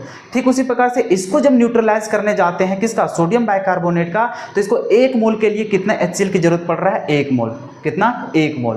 क्लियर है। तो सबसे पहले हम लोग जब इसमें क्या करेंगे, स्टिक्योमेट्रिक कोएफिशिएंट का खेल खेलेंगे। पहले वहां तक जाने से पहले हम लोग क्या करेंगे, जैसे अभी ये तो जनरली तो चलो सबसे पहले इन लोग का हम लोग नाम लिख लेते हैं। ठीक है, जैसे अरे हुआ क्या था ना, रिकॉर्ड हम पूरा कर लिए थे। रिकॉर्ड करने के बाद क्या हुआ, एक कॉल आ गया था जिसके चलते मेरा पूरा वीडियो ये रुक गया था। ठीक है, तो मुझे फिर से समझाना पड़ रहा है इस चीज़ को। मैं पूरा कंप्लीटली समझा करके निकल गया था, फिर से मुझे समझाना पड़ रहा है भाई, क्या ही बोले, उसे भी अभी फ़ोन करना था। चलो फिर कोई बात नहीं। आई थिंक कि वीडियो में जो था वही इस रिएक्शन को लिखने के लिए बात था। चलो फिर से इसको हम लोग लिख देते हैं। ठीक है, फिर से समझना, पूरा समझा चुका था भाई, पूरा समझा चुका था, फिर से मुझे फुल पोटेंशियल देना पड़ेगा। चलो कोई बात नहीं, देखो फिर से समझो। हम लोग समझ गए कि यहाँ पर HCl था, उसका कंसंट्रेशन दे दिया है, और हम लोग को पूछ दिया वॉल्यूम किसका, HCl का। और HCl का वॉल्यूम पूछ दिया, बोल दिया कि कितना ml की ज़रूरत पड़ेगा क्या करने में, जब 1 ग्राम मिक्सर जो है sodium carbonate and sodium bicarbonate Na2CO3 and NaHCO3 उसको न्यूट्रलाइज करने में कितना वॉल्यूम की जरूरत पड़ेगा किसका, HCl का, वो हम लोग को फाइंड आउट करना है। और कंडीशन बस इतना बोल दिया है कि जो sodium carbonate and sodium bicarbonate है वो इक्वल नंबर ऑफ मोल्स में अवेलेबल है। क्लियर है। तो अब यहाँ से हम लोग समझे थे कि गिवन डाटा में क्या क्या है, कंसंट्रेशन ऑफ HCl 0.1 मोलर है। हम लोग को जो मिक्सर है वो sodium carbonate and sodium bicarbonate का है, जिसका वेट कितना दिया हुआ, 1 ग्राम। अब हम यहाँ से हम लोग बोले थे कि जब मान के चलो कंसीडर करके चल रहे थे कि इसका वेट अगर x ग्राम तो मान के चल रहे हो, तो पता है इसका ग्राम कितना, इसका वेट कितना हो जाएगा सर, 1 में माइनस कर देंगे क्योंकि ये दोनों को जोड़ने से 1 आ रहा है। तो इसका अगर x है तो x उसमें माइनस हो जाएगा, तो 1/x हो जाएगा इसका वेट। और ये हम लोग कंडीशन दे दिया था, mole of Na2CO3 and mole of NaHCO3 ये आपस में इक्वल है। तो हम लोग इसको समझने से पहले क्या करेंगे, रिएक्शन को समझना पड़ेगा, क्योंकि सर हम लोग जान रहे हैं कि एसिड क्या है, HCl क्या है, एसिड, और ये सब जो हम लोग को sodium carbonate and sodium bicarbonate ये हम लोग को क्या है, बेस। तो हम लोग यहाँ पे जनरली समझे हुए थे, जैसे मान के चलो ये सॉल्यूशंस है, क्या है ये हम लोग को सॉल्यूशंस। अब इस सॉल्यूशंस में क्या डाला हुआ है सर, ये HCl है, और यहाँ पे हम लोग को 2 को मिक्सर डाला हुआ है, किसका किसका, तो हम लोग को NaHCO3 और हम लोग को क्या डाला हुआ है, Na2CO3। तो हम लोग जानते हैं सर एसिड में अगर बेस को डुबाया गया है तो इसका मतलब सर यहाँ पे हम लोग को साल्ट का फॉर्मेशन होगा, मतलब ये आपस में क्या होंगे, न्यूट्रल होंगे। तो वही उसको न्यूट्रलाइज करने में ही कितना HCl की जरूरत पड़ रहा है, वॉल्यूम, ये चीज हम लोग को फाइंड आउट करना है। तो हम लोग सर जान रहे हैं कि यहाँ पे एसिड और बेस एक साथ मिलाया जा रहा है, एक साथ मिलाया जा रहा है सॉल्यूशन में, इसका मतलब यहाँ पे सर रिएक्शंस तो होना तय है। तो रिएक्शंस के बेसिस पे ही इसे हम लोग को समझना पड़ेगा, और वहीं से समझना पड़ेगा कि कितना वॉल्यूम की जरूरत पड़ेगा HCl का। आओ समझते हैं हम लोग दोबारा। ठीक है, जैसे मान के चलो हमारे पास बेस क्या है, तो चलो सोडियम कार्बोनेट कर ले लो, Na2CO3। जब इसको रिएक्शंस करवाने जा रहे हैं HCl के साथ, तो देखो क्या बनाएगा। जनरली हम लोग को एसिड और बेस जब रिएक्शन करता है, एसिड और बेस जब रिएक्शन करता है तो हम लोग को साल्ट बनता है और वाटर बनता है, और अगर कार्बन वगैरह सब मौजूद है तब हम लोग को CO2 भी बन जाता है। ठीक है, तो हम लोग यहाँ पे क्या करेंगे, तो एसिड बेस का रिएक्शन कर रहे हैं तो साल्ट तो बनेगा, कैसे बनेगा, सोडियम और क्लोराइड मिलकर के क्या बना देगा, NaCl, और यहाँ पे पानी तो निकलना तय है, साथ ही साथ कार्बन अवेलेबल है, इसी चलते यहाँ पर क्या बनेगा, CO2 बनेगा। बैलेंस कर लो, सोडियम 2 गो तो सोडियम 1 है, तो यहाँ से 2 लगा दोगे। क्लोराइड कितना हो गया, 2 गो, यहाँ पे Cl कितना है, 1 1 गो, तो यहाँ पर भी 2 लगा दोगे। हाइड्रोजन 2 गो, हाइड्रोजन 2 गो, ऑक्सीजन 1 और 2 3 गो, हाइड्रोजन मतलब ऑक्सीजन 3 गो, कार्बन 1 गो, कार्बन 1 गो, मतलब अब बैलेंस हो गया। इसको क्या बोलते हैं हम लोग, Na2CO3 को, इसको बोलते हैं हम लोग sodium carbonate, sodium carbonate. Clear है, हाँ सर। ठीक उसी प्रकार से हम लोग को चलेंगे सोडियम बाइकार्बोनेट के लिए, NaHCO3।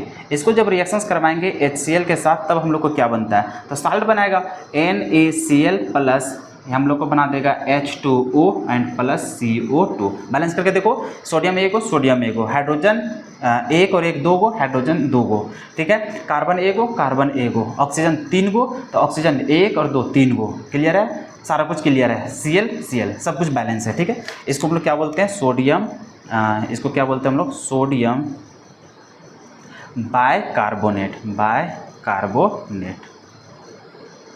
क्लियर है, हाँ सर। अब देखो इसको समझो, कैसे हम लोग आके वॉल्यूम को फाइंड आउट कर पाएंगे मतलब कि उसका HCl का। ठीक है, जैसे तुम लोग क्लास 11th में पढ़ा होगा some basic concept of chemistry, तो वहाँ पे तुम लोग को पढ़ाया गया था स्टोइकियोमेट्रिक कोएफिशिएंट। हमारा वीडियो देखा होगा तुम लोग को तो समझ में आ ही गया होगा। खैर अगर हमारे थ्रू अगर तुम लोग नहीं पढ़ा था क्लास 11 दूसरे के थ्रू अगर पढ़ा था तो वहाँ पर भी टीचर्स बताए होंगे, नहीं बताए थे तो चलो फिर से समझ लो।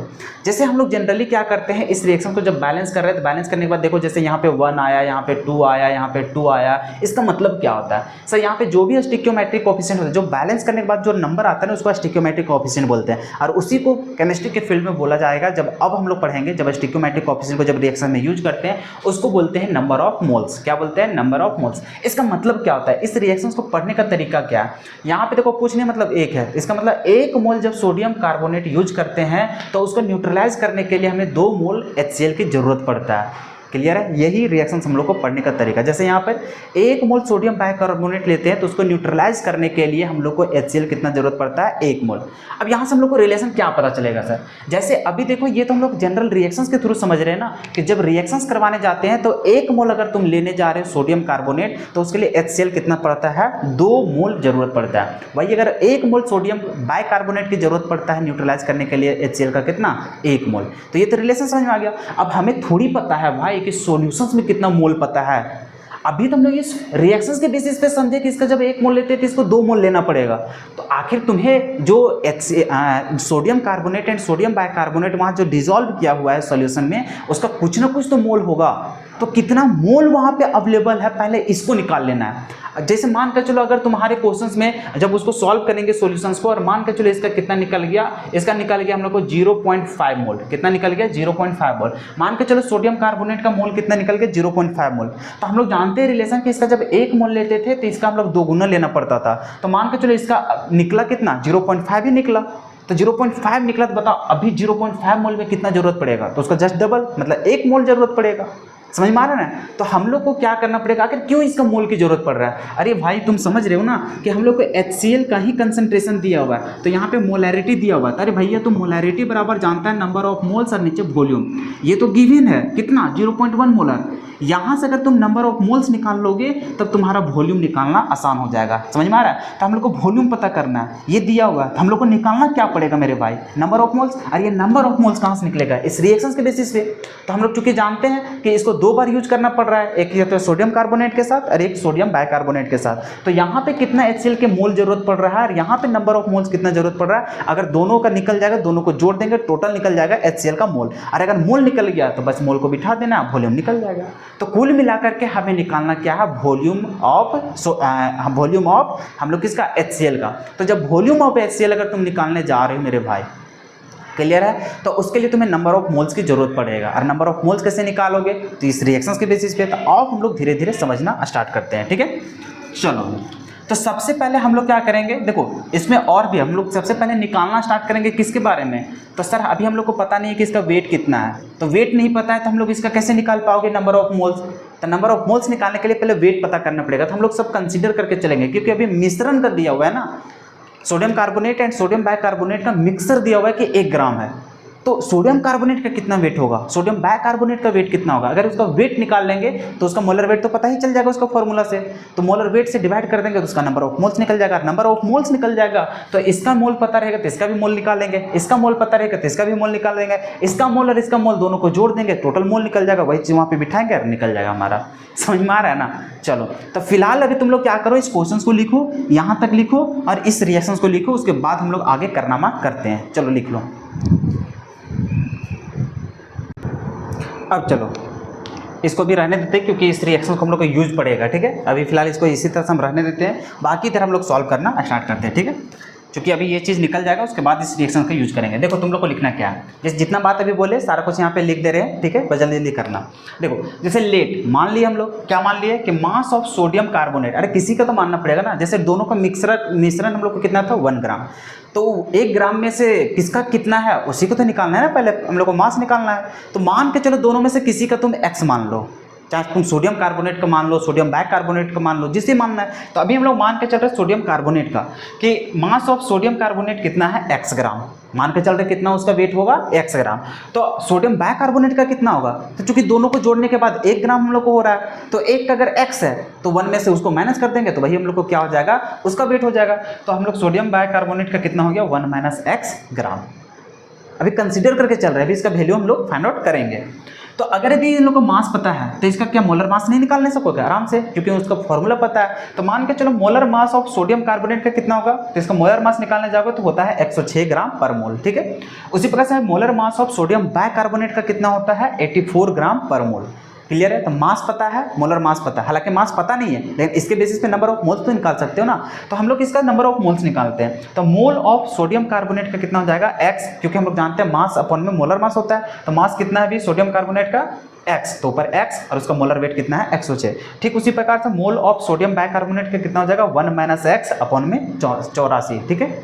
अब यहाँ से क्यों ऐसा किए, इसलिए क्योंकि हमें वेट निकालना है। वेट निकालने के लिए हमारे पास एक कंडीशन दे रखा था, कितना अच्छा इंसान था, वो बोल दिया है कि जो मोल ऑफ सोडियम कार्बोनेट और मोल ऑफ जो सोडियम बाइकार्बोनेट है वो इक्वल नंबर ऑफ मोल्स में अवेलेबल है, प्रेजेंट है, ठीक है। तो अगर इक्वल नंबर ऑफ मोल्स में अवेलेबल है मतलब दोनों का मोल क्या है सेम है, तो क्यों ना मोल को इक्वल कर दिया जाए। मोल को इक्वल करेगा तो वहाँ पे एक रिलेशन से हम लोग को तुरंत निकल जाएगा वैल्यू। चलो कैसे निकालोगे, देखो हम लोग जैसे चलेंगे ना यहाँ पे कंडीशंस में, हम लोग को क्वेश्चंस में क्या बोला है, हम लोग को क्वेश्चंस में बोला था कि मोल ऑफ सोडियम बाइकार्बोनेट या फिर sodium carbonate Na2CO3 is equals to किसका, तो mole of sodium bicarbonate NaHCO3, ये क्वेश्चंस में दे दिया है। अब क्वेश्चंस में दे दिया, देखो सोडियम कार्बोनेट का मोल कितना है, सोडियम कार्बोनेट का मोल है x अपॉन में 106 is equals to sodium bicarbonate का कितना आ गया 1 माइनस x अपॉन में कितना आ गया 84। अब देखो हम लोग जानते हैं इस तरह का रिलेशन क्लास 10th में खेल चुके हैं, तो क्रॉस मल्टीप्लाई कर दो, जैसे करोगे तो ये कितना बन जाएगा सर, ये इससे मल्टीप्लाई हो जाएगा तो ये हो जाएगा 84x इज इक्वल्स टू, ये इससे मल्टीप्लाई होगा तो 106 माइनस 106x बन जाएगा, इससे बन जाएगा x वाला टर्म को एक साथ। क्लियर है। तो कैसे करोगे, इसको इधर कर दो, जैसे इधर करोगे तुम्हारा कितना बन जाएगा, तो सर जैसे हम लोग इधर करेंगे आई थिंक यहाँ तक दिख रहा होगा, तो ये इधर आ जाएगा कितना हो जाएगा 84x plus 106x is equals to 106। अब ये दोनों को जोड़ दो, कितना हो जाएगा सर, ये हो जाएगा 6 4 10, 8 और 1 9 और 1 मतलब 190 हो जाएगा, कितना हो जाएगा 190। यहीं से सॉल्व कर देते हैं, ठीक है। आगे तो यहाँ से हम लोग को कितना हो जा रहा है 190x इज इक्वल्स टू 106, तो x बराबर कितना हो जाएगा 106 अपॉन में कितना हो जाएगा 190।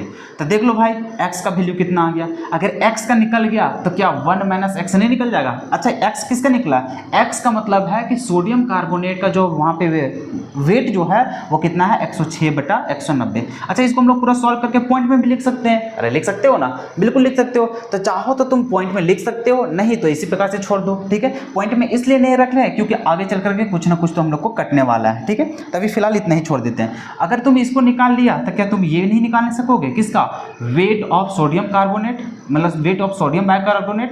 तो वेट ऑफ सोडियम बाइकार्बोनेट मतलब NaHCO3 ये कितना निकल जाएगा, ये सर 1 माइनस x मतलब 1 माइनस यहाँ हो जाएगा 106 और अपॉन में हो जाएगा 190। तो यहाँ से क्या हो जाएगा 190 माइनस 106 अपॉन में हो जाएगा 190। तो इन लोग को सॉल्व कर लो, तो यहाँ से हम लोग को दोनों चीज़ निकाल लिए। सर हम लोग को पता चल गया weight of sodium carbonate Na2CO3, तो ये कितना है 106 और अपॉन में 190। इसको सॉल्व करके देख लेना और यहाँ पे इसका निकाल लिया, तो ये दोनों का वेट हम लोग को निकल गया। अगर वेट निकल गया, अब बताओ इसको फिर से यहाँ पे पुट करोगे और वहाँ से तुम्हारा क्या निकल जाएगा, नंबर ऑफ मोल्स निकल जाएगा। क्या निकल जाएगा, नंबर ऑफ मोल्स। तो टोटल हम लोग को नंबर ऑफ मोल्स निकालना है, तो आसानी से तुम नंबर ऑफ मोल्स निकाल करके तुम सॉल्व कर लोगे, तो तुम्हारा मोल पता चल जाएगा। तो फिर इसका मोल निकाल लोगे, किसका, एसिड का। तभी एक एक करके स्टेप में हम लोग काम करते हैं। देखो इसको ज़्यादा सॉल्व करने की जरूरत नहीं है, क्यों, क्योंकि अभी जैसे तुम मोल निकालने जाओगे तो ये सब कुछ कुछ कटेगा और कुछ कुछ कटेगा तो बहुत ईजी हो जाएगा। तभी सिर्फ हम लोग क्या किए, एक्स का वैल्यू निकाले।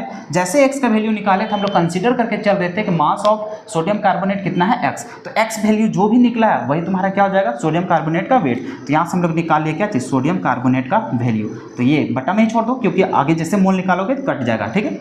उसी प्रकार से वेट ऑफ सोडियम बाइकार्बोनेट, क्योंकि हम लोग जान रहे थे 1 माइनस एक्स है, तो 1 माइनस एक्स का वैल्यू हम लोग निकाल लिए हैं, तो वहाँ से सॉल्व किए। तो हम लोग इसको सॉल्व करके बता सकते हो कितना है, 190 में 6 तो कितना हो जाएगा, यहाँ से 4 हो जाएगा, फिर वो कितना हो जाएगा, ये तो 8 हो जाएगा, 184, हाँ 104 नहीं, हाँ वो तो 0 हो जाएगा, मतलब 84 बचेगा, 84 बट्टा में 190 हो जाएगा। ये इतना हो गया तुम्हारा किसका, वेट ऑफ सोडियम बाइकार्बोनेट। चलो इतना लिख लो पहले, इतना लिखने के बाद तब फिर हम लोग आगे चलेंगे।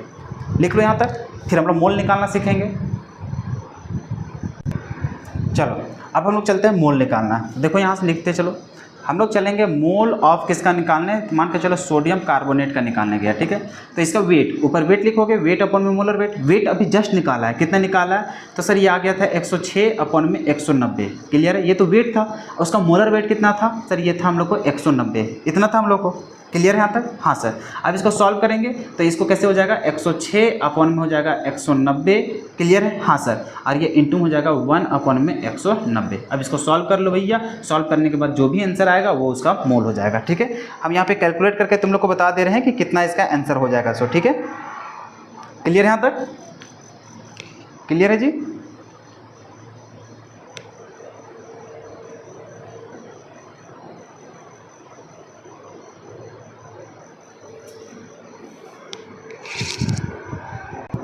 सॉरी, इसका मोलर वेट तो 106 था ना।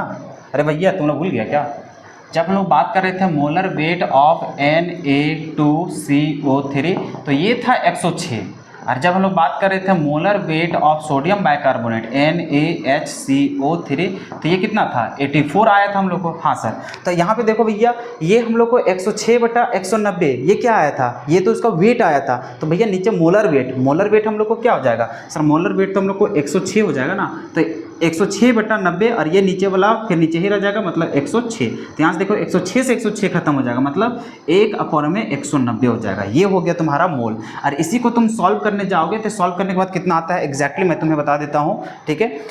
ये आ जाएगा 0.005, ये कितना आ जाएगा 0.00523, इतना आ जाता है शायद 263। तो ये हो जाता है तुम्हारा नंबर ऑफ मोल्स कितना, किसका, सोडियम कार्बोनेट का। तो ठीक उसी प्रकार से सोडियम बाइकार्बोनेट का निकाल लो। तो जैसे तुम निकालने जाओगे मोल ऑफ किसका, सोडियम बाइकार्बोनेट NaHCO3, तो इसका हम लोग को वेट कितना निकाला था तुम, वेट इसका निकाल लिए थे कितना जी, कितना निकाले थे इसका वेट कितने निकाले थे हम लोग, 1 - x 84 आया था ना। हाँ जी बिल्कुल, इसका कितना आया था 84, कितना आ गया था 84 अपॉन में कितना आ गया था हम लोग को 106 आ गया था ना हम लोग को। x बराबर, एक मिनट, सारा डाटा हम इधर उधर कर दिए। x बराबर हम लोग को कितना आया था, x बराबर कितना आया था 106, फिर से निकाल लेते हैं, 106 अपॉन में कितना था 190 था ना, 190, हाँ जी बिल्कुल इतना था, 1 में माइनस कर रहे थे। तो चलो यहाँ से हो जाता था 190 माइनस 106 अपॉन में 190, अच्छा इतना आ गया था, मतलब 84। हाँ जी बिल्कुल, तो 84/190 था। ये तो उसका मोल हम लोग निकालने जा रहे थे, ये तो उसका वेट था, ठीक है। अरे ये तो उसका वेट निकाले हो ना। अरे इसका मोलर वेट कितना होता है सर, मोलर वेट भी इसका 84 होता है। तो यहाँ से भी देख लो, इसको करने जाओगे तो ये हो जाएगा 84 अपॉन में 190 इंटू 1 अपॉन में 84। तो 84 से 84 खत्म, मतलब 1 अपॉन में कितना हो जाएगा 190। और इसको सॉल्व करोगे, सॉल्व करने के बाद तुम्हारा आंसर कितना आता है, लेट मी चेक, ये हो जाएगा तुम्हारा 0.005 तो ये आ गया उसका मोल। ये क्या आ गया उसका मोल, क्लियर है, क्लियर है जी। हाँ सर क्लियर है। तो ये तो हम लोग मोल यहाँ से पता कर लिए, क्या पता कर लिया, मोल, क्या पता कर लिया, मोल। अब अगर हम लोग को मोल पता चल गया sodium carbonate and sodium bicarbonate, तो क्या यहाँ से हम लोग पता नहीं कर पाएंगे, आराम से पता कर लेंगे। कैसे, देखो जी, हम लोग चूंकि जानते हैं, क्या जानते हैं कि जब इसका 1 मोल लेते हैं तो इसका 2 मोल लेना पड़ता है। तो अगर यदि हम लोग को मान के चलो सोडियम कार्बोनेट का कितना है हम लोग को 0.005 है, ठीक है, कितना है 0.005 है, इतना है हम लोग को। 5263 लिखना है तो लिख लो, तो 0.005 है। तो इसका कितना हो जाएगा सर, जस्ट ये डबल हो जाएगा हम लोग को, 0.005 हो जाएगा इसका जस्ट डबल।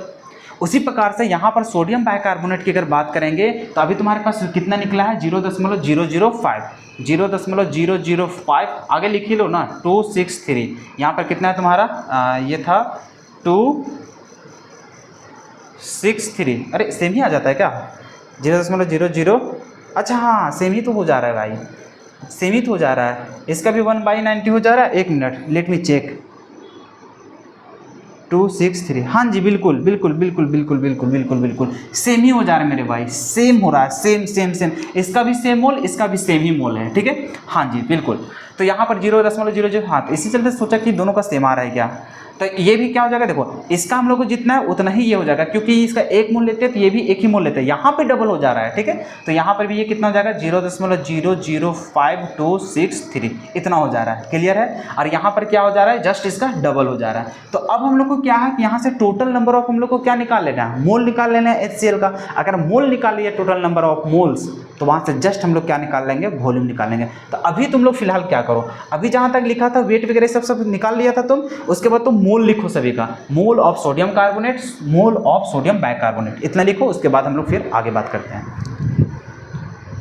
चलो यहाँ तक लिख लिया। चलो अब इसका कॉन्सेप्ट समझ में आ गया, देखो क्या क्या कहानी हो रहा है। सो हाँ सर बिल्कुल हो रहा है, ठीक है। अब इस रिएक्शन को खत्म करते हैं, क्योंकि अब समझ में आ गया ना कि इसका अगर इतना मोल है तो इसका मोल कितना, जस्ट उसका डबल चाहिए। अरे इसका जस्ट डबल यार 05263, तो इसका जितना है उसका जस्ट डबल, और इसका जितना है उसका जस्ट सेम ही रह जाएगा। अब टोटल अगर बात करेगा तो यहाँ पे जितना मोल है और यहाँ पर जितना मोल है, ये दोनों को जोड़ेगा तो वो टोटल तुम्हारा HCl, क्योंकि देखो भाई उस सॉल्यूशन में HCl का काम क्या है, तो कुछ HCl तुम्हें इसका न्यूट्रलाइज करने के लिए चला गया, कुछ HCl इसे न्यूट्रलाइज करने के लिए, तो टोटल HCl कितना जरूरत पड़ा, तो ये दोनों को जोड़ोगे तब तो टोटल निकलेगा ना। तो इसका मोल और इसका मोल दोनों को जोड़ दोगे तो वो टोटल मोल निकल जाएगा HCl का, और टोटल मोल निकल गया तो वहाँ से मोलैरिटी दिया हुआ है, वॉल्यूम निकाल लोगे, वॉल्यूम ही तो हम लोग को निकालने बोला था। तो चलो अब इसे हम लोग सॉल्व करते हैं। तो यहाँ पे कुछ हमें थ्योरी वगैरह सब कुछ लिख देते हैं, इसका एक्सप्लेनेशन कि अभी हम लोग क्या देखें। अभी हम लोग रिएक्शंस में क्या देखें कि जब हम लोग एक मोल रिएक्ट करता है क्या चीज़, सोडियम कार्बोनेट, तो उसके लिए हम लोग को रिक्वायरमेंट पड़ता है कितना, 2 मोल HCl का, कितना 2 मोल HCl का, ठीक है। तो वो सारा कुछ तुम लोग को लिखा देते ताकि तुम लोग को नोट में भी रह जाए। चलो सिंस क्या लिखोगे, 1 मोल, उस रिएक्शन से समझ में आया कि 1 mole of sodium carbonate Na2CO3 will react with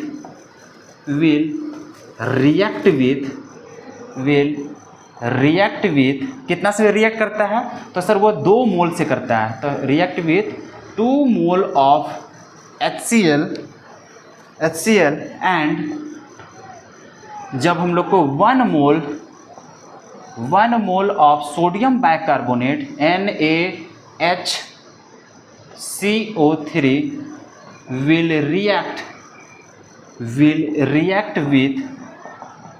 react with कितना से, तो एक ही मोल से ज़रूरत पड़ता था इसमें, तो 1 मोल ऑफ HCl, क्लियर है। हाँ सर, तो अगर ये चीज़ तुम समझ चुके हो कि जब हम लोग 1 मोल सोडियम कार्बोनेट के रिएक्ट करवाते किसके साथ, HCl के साथ, तो HCl का कितना जस्ट डबल लेना पड़ता था। और वही जब हम लोग बात करते हैं सोडियम बाइकार्बोनेट का, जब इसका 1 मोल लेते हैं तो इसका भी कितना लेना पड़ता था, 1 ही मोल। तो यहाँ से तुम क्या समझ रहे हो कि टोटल नंबर ऑफ मोल्स कितना ज़रूरत पड़ा हम लोग को। तो आओ हम लोग समझते हैं। तो जब हम लोग चलेंगे यहाँ से क्या, total number of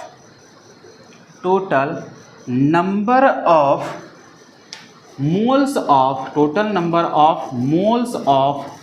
HCl that will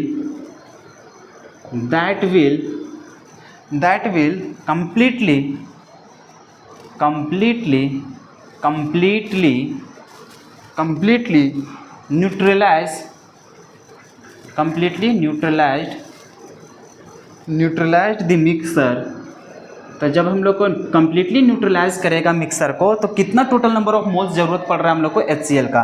तो ये चीज़ हम लोग कैसे निकालेंगे, तो सर हम लोग को समझ में आया कि जब हम लोग 1 मोल जरूरत पड़ रहा था तो उस समय हम लोग को HCl कितना लगा था, हम लोग को 2 मोल। जब सोडियम कार्बोनेट की बात करते थे 1 मोल, तो हम लोग को इसका 2 गुना लगा। तो बता इसका है कितना एक्चुअली, तो उसका हम लोग को एक्चुअली कितना है सर, तो वो था हम लोग को 0.00523 था, तो उसका जस्ट डबल हो जाएगा HCl का मोल। अरे भैया हम लोग यहाँ समझे कि जब 1 मोल सोडियम कार्बोनेट की ज़रूरत पड़ता था तो वहाँ पे HCl कितना लेना पड़ता था, 2 मोल, क्लियर है। तो टोटल मोल कितना पड़ा, तो सर यहाँ पे 2 इंटू हो जाएगा, जितना इसका मोल होगा उसका जस्ट 2 गुना लगेगा। तो बता सोडियम कार्बोनेट का मोल तुम कितना लिखा था, वो था 0.005, कितना था हम लोग को आगे 0.005 के बाद 263, तो इसका जस्ट डबल हो जाएगा ये। हाँ सर बिल्कुल, ये किसके लिए है, सोडियम कार्बोनेट को न्यूट्रलाइज करने के लिए। प्लस सोडियम बाइकार्बोनेट को न्यूट्रलाइज करने के लिए कितना लगा था?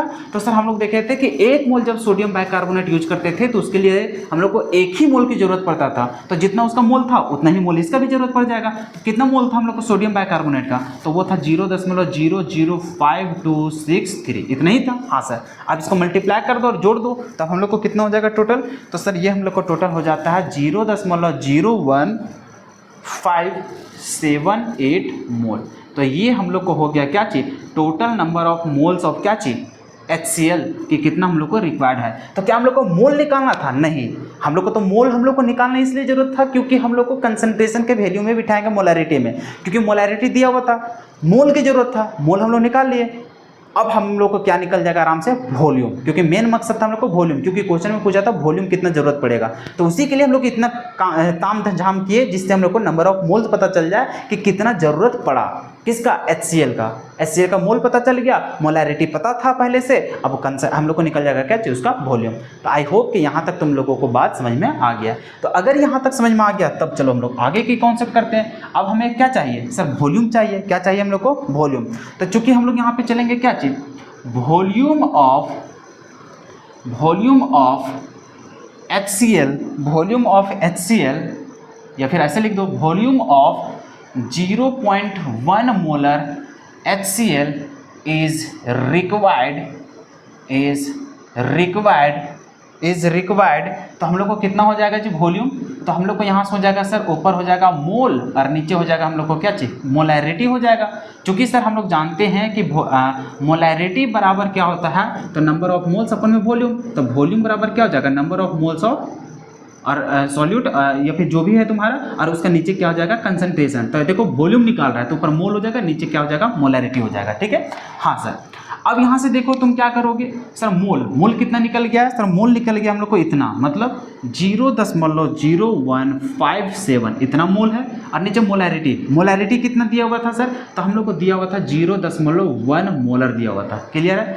अब जब इसको सॉल्व करोगे तो सॉल्व करने के बाद तुम्हारा कितना हो जा रहा है? तो ये हो जा रहा है 0.1578 इतना। लेकिन देखो अभी मोलैरिटी हम लोग को मोल पर लीटर में रहेगा, तो अभी तुम वॉल्यूम निकाल रहे थे ml में थोड़ी निकलेगा। अभी तो तुम्हारा निकला है किस में? लीटर में। अब लीटर में निकला है तो इसको कन्वर्ट करना पड़ेगा किस में? ml में, क्योंकि हम लोग को ml में जरूरत था। तो इसको क्या करना पड़ेगा सर? 1000 से मल्टीप्लाई करना पड़ेगा। जैसे करोगे तो ये कितना हो जाएगा हम लोग को? 157.8 ml हो जाएगा। तो यही हम लोग को जरूरत पड़ रहा था क्या चीज़? वॉल्यूम का। तो देखो भाई, देखने में लग रहा होगा बहुत ज़्यादा पेचीदा, वाकई में ये पेचीदा था। तो इसको हम लोग रिएक्शंस के बेसिस पे हम लोग क्या किए? समझे। इसको फिर से समझने के लिए थोड़ा सा दोबारा इसको समझने के प्रयास करना, दोबारा इसको देखने के प्रयास करना, तुम्हें हर एक कंसेप्ट समझ में आएगा। क्योंकि अभी हम लोग रुक के चले थे सॉल्व करने के लिए। अब स्टार्टिंग से दोबारा देखोगे, पूरा लेक्चर से नहीं, सिर्फ ये क्वेश्चंस का सॉल्यूशन, तो तुम्हें अच्छे से समझ में आ जाएगा। ठीक है, तो इस प्रकार से हम लोग अच्छे से समझ पाएँ कि कितना हम लोग को मोल जरूरत पड़ रहा था HCl का क्या करने के लिए। तो जो मिक्सर दिया था ना 1 gram sodium carbonate and sodium bicarbonate का, उसको न्यूट्रलाइज करने के लिए कितना जरूरत पड़ेगा हम लोग को? HCl, वो निकाल लिए। अब जैसे मोल निकल गया, मोलैरिटी दिया हुआ था, वहाँ से हम लोग निकाल लिए क्या चाहिए? उसका कितना वॉल्यूम जरूरत पड़ेगा। तो आई होप कि समझ में आ गया होगा। ठीक है, इसका थोड़ा सा कैलकुलेशन भी थोड़ा सा पेचीदा टाइप से लगा, कॉन्सेप्ट भी थोड़ा सा पेचीदा टाइप से, इसीलिए तो मैं बोला ना कि आज तक का जितना भी रिकॉर्ड रहा है ना जैक बोर्ड का सॉल्यूशन चैप्टर का, तो उसमें से सबसे टफेस्ट जो सवाल था वो यही था जो 2015 में पूछा हुआ था। ठीक है, अब उतना रिपीट नहीं करता है उस तरह का सवाल, लेकिन फिर भी ये NCERT का सवाल था तो इसको करना जरूरी था। हो सके आपका फिर से रिपीट करके ये ऐसा ही सवाल डाल दिया जाए। ठीक है, तो अगर कभी भी इस तरह का रिएक्शंस के बेस्ड पे अगर कोई सवाल रहे तो उसको खेलना पड़ता है इस तरह से। हालांकि ये सवाल हम लोग जब क्लास 11th में मोल कॉन्सेप्ट पढ़ाते हैं तो उसमें इस तरह का सवाल हम लोग बहुत सारा करते हैं। ठीक है, खैर कोई बात नहीं, आप लोग क्लास 11th पढ़े भी नहीं होंगे सही से। आई होप कि समझ में आ गया। फिर से बोल रहे हैं, इस सवाल को दोबारा देखना जरूर कि कैसे इसको सॉल्व कराए हैं सर से, तो वहाँ से बारीकी से तुम्हें अच्छे से समझ में आ जाएगा। चलो लिख लो। और इस प्रकार से हम लोग को पूरा मोलैरिटी समाप्त हो गया। अभी तक हम लोग पूरा आठों कंसंट्रेशन टर्म को देख चुके हैं और हर एक कंसंट्रेशन टर्म को अच्छे से समझ चुके हैं। अब लास्ट हमारे पास बचा हुआ है वो है नॉर्मैलिटी। आओ हम लोग समझते हैं नॉर्मैलिटी का कंसेप्ट को। चलो, तो अब हम लोग देखने वाले हैं नॉर्मैलिटी। ये नॉर्मेलिटी क्या है, जस्ट हम लोग को जैसे मोलैरिटी पढ़े हैं सेम वैसा ही हम लोग को नॉर्मेलिटी होने वाला है। मोलैरिटी क्या पढ़े थे, तो मोलैरिटी था the number of moles of solute present in या फिर dissolve in 1 litre of solution, मतलब 1 लीटर सॉल्यूशंस में कितना नंबर ऑफ मोल्स सॉल्यूट का प्रेजेंट है, इसी को क्या बोलते थे, molarity.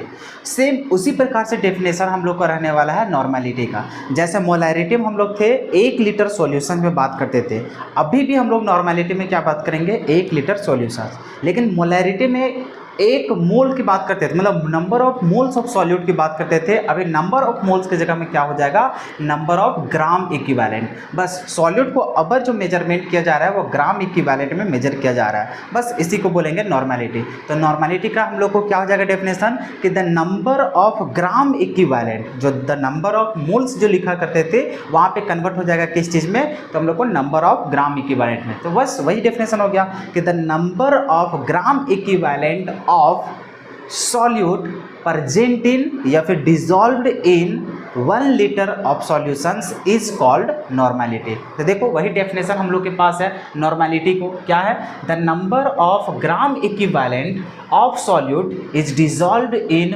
1 litre of solutions is called normality.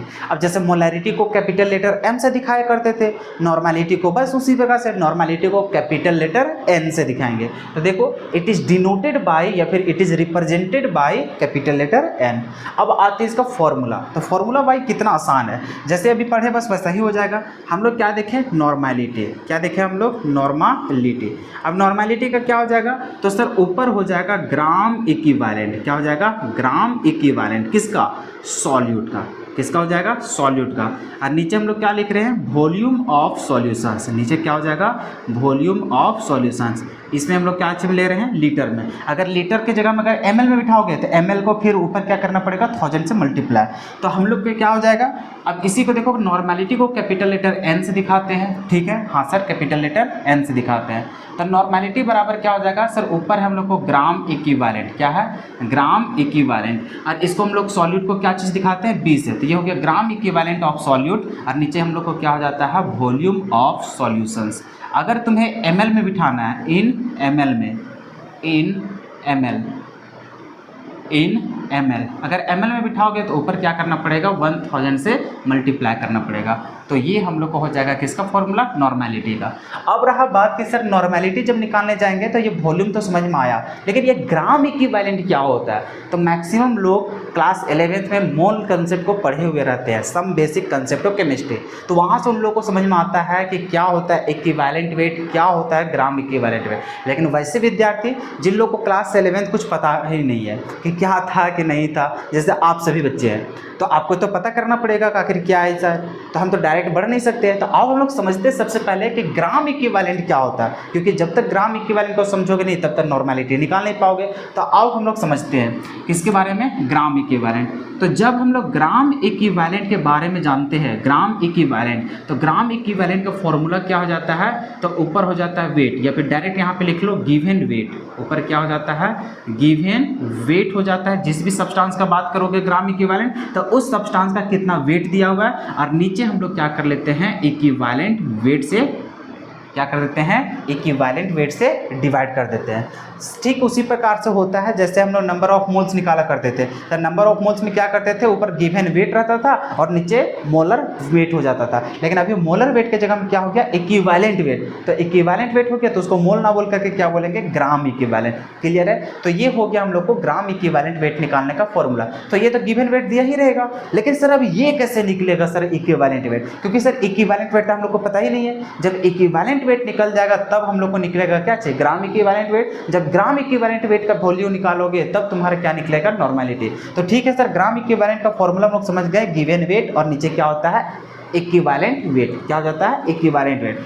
अब हम लोग समझेंगे सर कि ये इक्विवेलेंट वेट क्या होता है। तो देखो इक्विवेलेंट वेट बराबर होता है, ऊपर होता है मोलर वेट, ठीक है, और नीचे जो होता है वो होता है एन फैक्टर। क्या हो जाता है, एन फैक्टर। अब सर ये चीज़ तो समझ में आया कि जब इक्विवेलेंट वेट निकालने जाएंगे तो इसके लिए मोलर वेट चाहिए। तो ऑब्वियस सी बात है, जो भी सब्सटेंस रहे, चाहे वो NaCl हो, चाहे सल्फ्यूरिक एसिड रहे, चाहे वो ग्लूकोज रहे, चाहे कुछ भी रहे भाई, NaCl रहे, NaOH रहे, कुछ भी रहेगा तुम्हारा, तो उस सब्सटेंस का क्या तुम मोलर वेट निकाल लोगे, इजिली निकाल लेंगे सर। तो मोलर वेट पता रहे, अगर गलती से उसका तुम्हें एन फैक्टर पता चल जाए, तो अगर एन फैक्टर पता चल जाएगा तो मोलर वेट में एन फैक्टर डिवाइड करोगे, तुम्हारा कौन बन जाएगा, इक्विवेलेंट वेट। उस इक्विवेलेंट वेट को यहाँ पे बिठा दोगे, उसका गिवन वेट जो रहेगा उसमें से उसको डिवाइड कर दोगे, तुम्हारा इक्विवेलेंट वेट निकल जाएगा। और यही इक्विवेलेंट वेट को यहाँ पे क्या करोगे, पुट कर दोगे, पुट करने के बाद तुम्हारा क्या निकल जाएगा, नॉर्मेलिटी निकल जाएगा। तो हम लोग सारा चीज समझ में आ गया कि सर नॉर्मेलिटी का फॉर्मूला होता है ग्राम इक्विवेलेंट वेट और नीचे होता है वॉल्यूम। वॉल्यूम के बारे में समझ चुके हैं, ग्राम इक्विवेलेंट क्या होता है नहीं जानते थे। फिर ग्राम इक्विवेलेंट बराबर गए तो हम लोग को फॉर्मूला पता चला गिवन वेट और नीचे क्या होता है equivalent weight. Sir given weight समझते हैं, लेकिन ग्राम मतलब कि इक्विवेलेंट वेट क्या होता है, तो हम लोग चले इक्विवेलेंट वेट निकालने के लिए। तो इक्विवेलेंट वेट का फॉर्मूला होता है मॉलिक्यूलर वेट या फिर मोलर वेट और नीचे क्या हो जाता है एन फैक्टर। अब यहाँ पे कंडीशन है सर, हम लोग को ये एन फैक्टर पता चलेगा तभी हम लोग निकाल पाएंगे इक्विवेलेंट वेट, और जब इक्विवेलेंट वेट निकलेगा तभी निकाल पाएंगे हम लोग ग्राम इक्विवेलेंट वेट, और जब ग्राम इक्विवेलेंट पता चलेगा तब हम लोग निकाल पाएंगे नॉर्मेलिटी। तो ये होता है हम लोग को लंबा प्रोसेस। तो सबसे पहले हम लोग निकालना सीखेंगे क्या, एन फैक्टर, क्योंकि मेन मकसद हम लोग को निकालना है इसी का। जब तक ये निकलेगा नहीं तब तक ये नहीं निकलेगा, ये नहीं निकलेगा तब तक ये नहीं निकलेगा, जब तक ये नहीं निकलेगा तब तक वो नहीं निकलेगा। तो हम लोग सबसे पहले समझना स्टार्ट करते हैं एन फैक्टर क्या होता है, कि एन फैक्टर। तो अभी फिलहाल आप लोग इतना लिख लो, डेफिनेशन लिखो नॉर्मेलिटी का, इसका फॉर्मूला लिखो, फॉर्मूला लिखने के बाद यहाँ तक लिखो। अब हम लोग कैलकुलेट करना सीखेंगे एन फैक्टर क्या होता है, ये एन फैक्टर। चलो इतना लिख लो।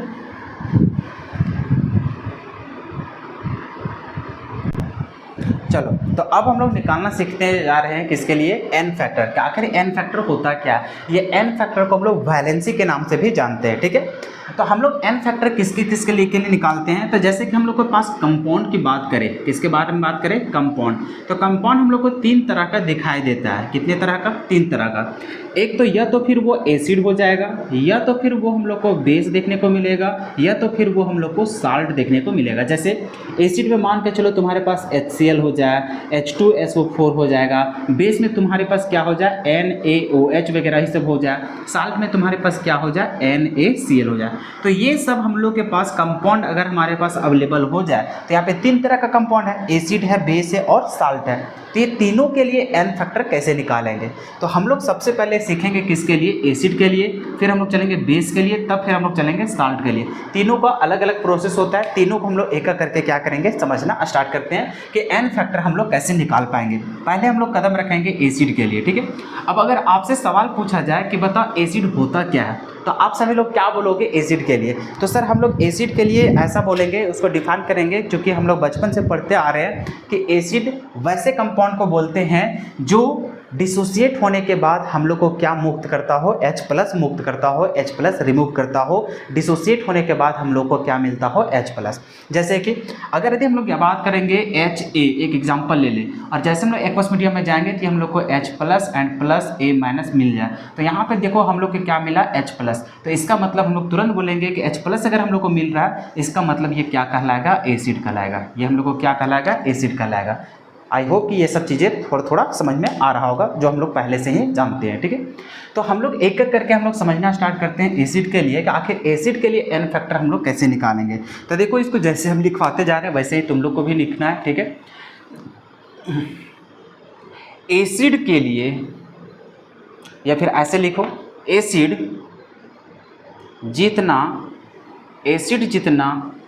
H+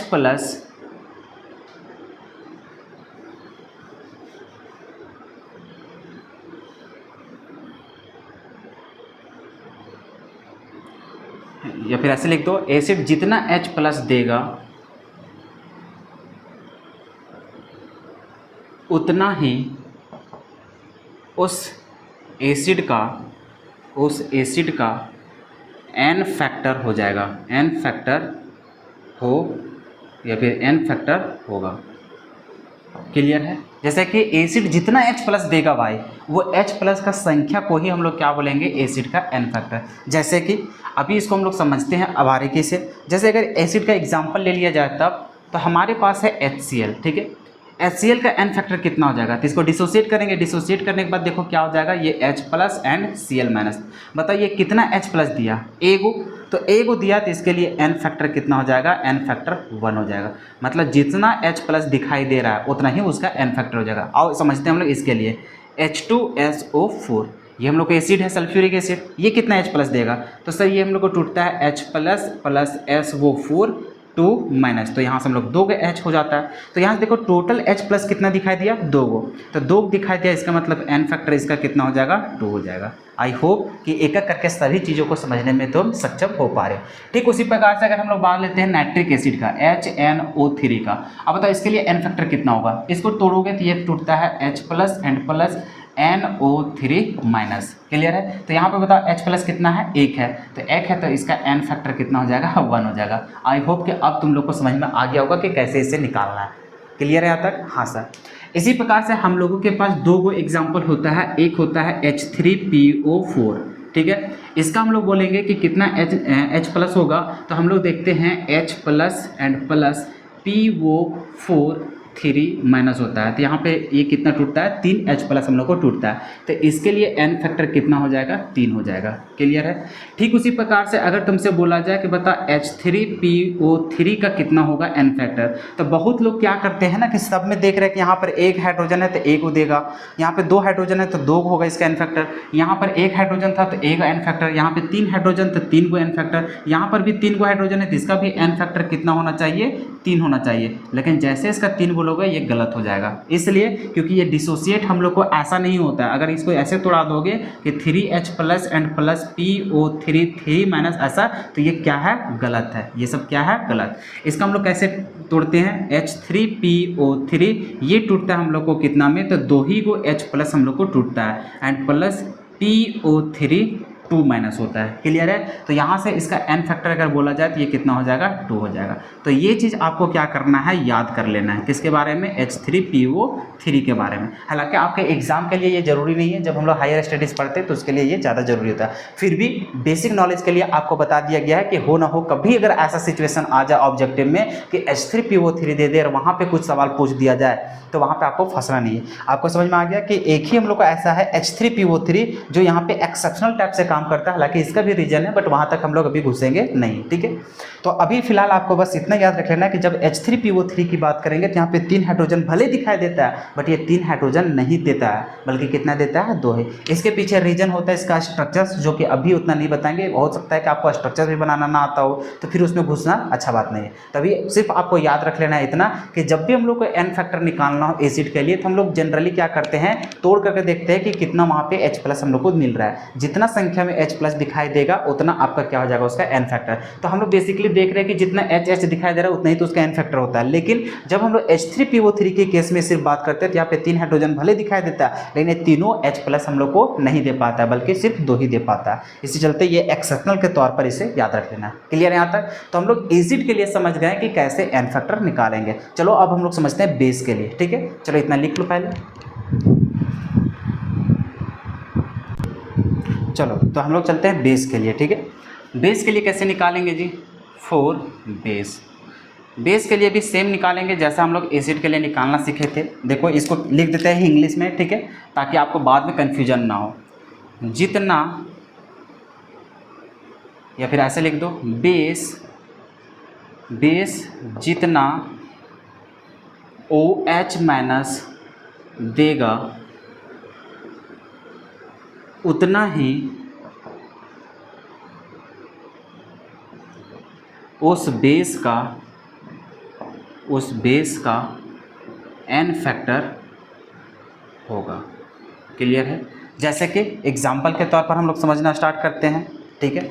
जैसे हमारे पास है बेस, क्या क्या ले लेते हो, NaOH। अब बताइए तोड़ने के बाद कितना देगा, OH माइनस, तो sir Na plus and plus OH minus, तो बता N फैक्टर कितना हो जाएगा, सर N फैक्टर हो जाएगा इसका 1। क्यों? क्योंकि यहाँ पर OH माइनस कितना दिखाई दिया, 1।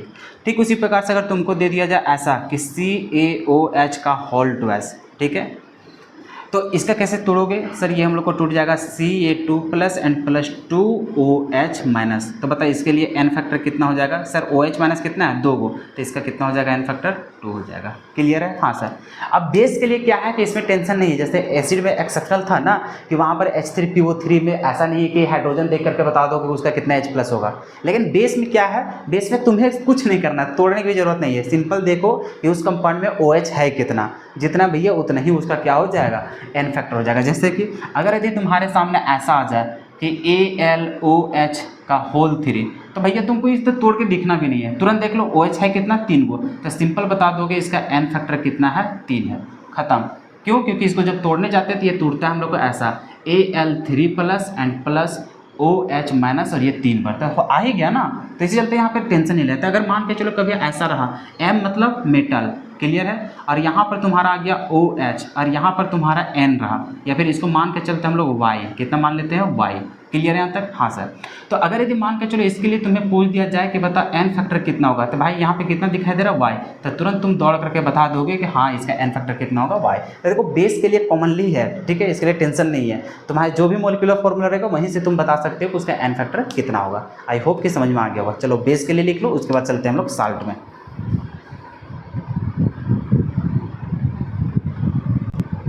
चलो तो अब हम लोग निकालने जाते हैं साल्ट के लिए, ठीक है, फॉर साल्ट।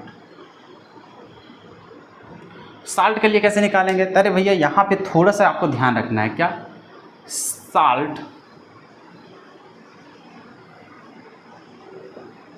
डिसोसिएट होने के बाद टोटल नंबर ऑफ कटायन जितना होगा उतना ही उस साल्ट का N फैक्टर होगा। कहने का मतलब जो भी साल्ट के बारे में बात कर रहे हो उसको डिसोसिएट करवा देना है। डिसोसिएट करने के बाद टोटल नंबर ऑफ कटायन कितना रहेगा उस साल्ट के पास, वही उसका क्या कहलाएगा, N फैक्टर कहलाएगा। जैसे कि हम लोग एग्जांपल के तौर पर लेते हैं NaCl, ये बेस है, मतलब ये साल्ट है, इसको तोड़ोगे तो ये क्या टूट जाएगा, Na+ एंड प्लस Cl-, ठीक है। तो यहाँ पे देखो टोटल सिर्फ कटायन को देखना है, अनायन को नहीं देखना है, ठीक है। अनायन वाला में कन्फ्यूजन कर देता है कभी कभी, उससे भी निकाल सकते हैं, लेकिन वहाँ पे जनरली गलत कर देता है स्टूडेंट लोग। इसी चलते हम लोग जनरली बताते हैं किसके लिए, कटायन के लिए, क्योंकि ये हमेशा आँख बंद करके भी जाओगे तब भी तुम सही करके आओगे, ठीक है। इसमें अनायन में जाते हैं तो अनायन के केस में कभी उसको बैलेंस करना भूल जाते हो तो उसके चलते तुम्हारा गलत हो जाएगा। इसी चलते हम लोग कटायन को बताते हैं, ठीक है। तो बताओ टोटल कटायन कितना है, एगो, तो इसका बताओ N फैक्टर कितना हो जाएगा, सर 1 हो जाएगा। आई होप कि समझ में आ गया होगा। एक और एग्जांपल ले लेते हैं, जैसे मान कर चलो CaCO3, ठीक है। अब इसका N फैक्टर बताओ, तो ये क्या टूट जाएगा, सर ये कैल्शियम 2+ एंड प्लस CO3 2-। तो बताओ कैल्शियम कितना है, सर एगो, तो एक है भैया, तो यहाँ पे हम लोग बता देंगे क्या चीज़ का N factor, sorry, total number of charge on cation, total number of charge on cation, total number of charge on cation, total number of charge on cation. तो बताओ इसमें चार्ज कितना था, 1, तो इसी चलते N फैक्टर कितना है, 1। अब बताओ इसके लिए N फैक्टर निकालोगे तो कितना हो जाएगा, तो बताओ कैल्शियम के ऊपर टोटल चार्ज कितना है, 2, तो इसका N फैक्टर कितना हो जाएगा, 2 हो जाएगा। क्लियर है? यहाँ पे सर सुधार लेना, total number of charge on cation, cation के ऊपर टोटल चार्ज देखते हैं। अगर यदि मान के चलो तुम्हारे सामने कुछ ऐसा है कि M3+, तो बताओ इसके लिए N फैक्टर कितना है, सर N फैक्टर 3। अगर यहाँ पर 2 लग गया तब N फैक्टर कितना हो जाएगा, सर एगो मेटल के ऊपर कितना चार्ज है, 3+, तो 2 मेटल है ना, तो 3 दूना 6, तभी 3 नहीं होगा बल्कि ये कितना हो जाएगा, 6 हो जाएगा। तो ये सब आई होप कि तुम लोग को समझ में आता होगा।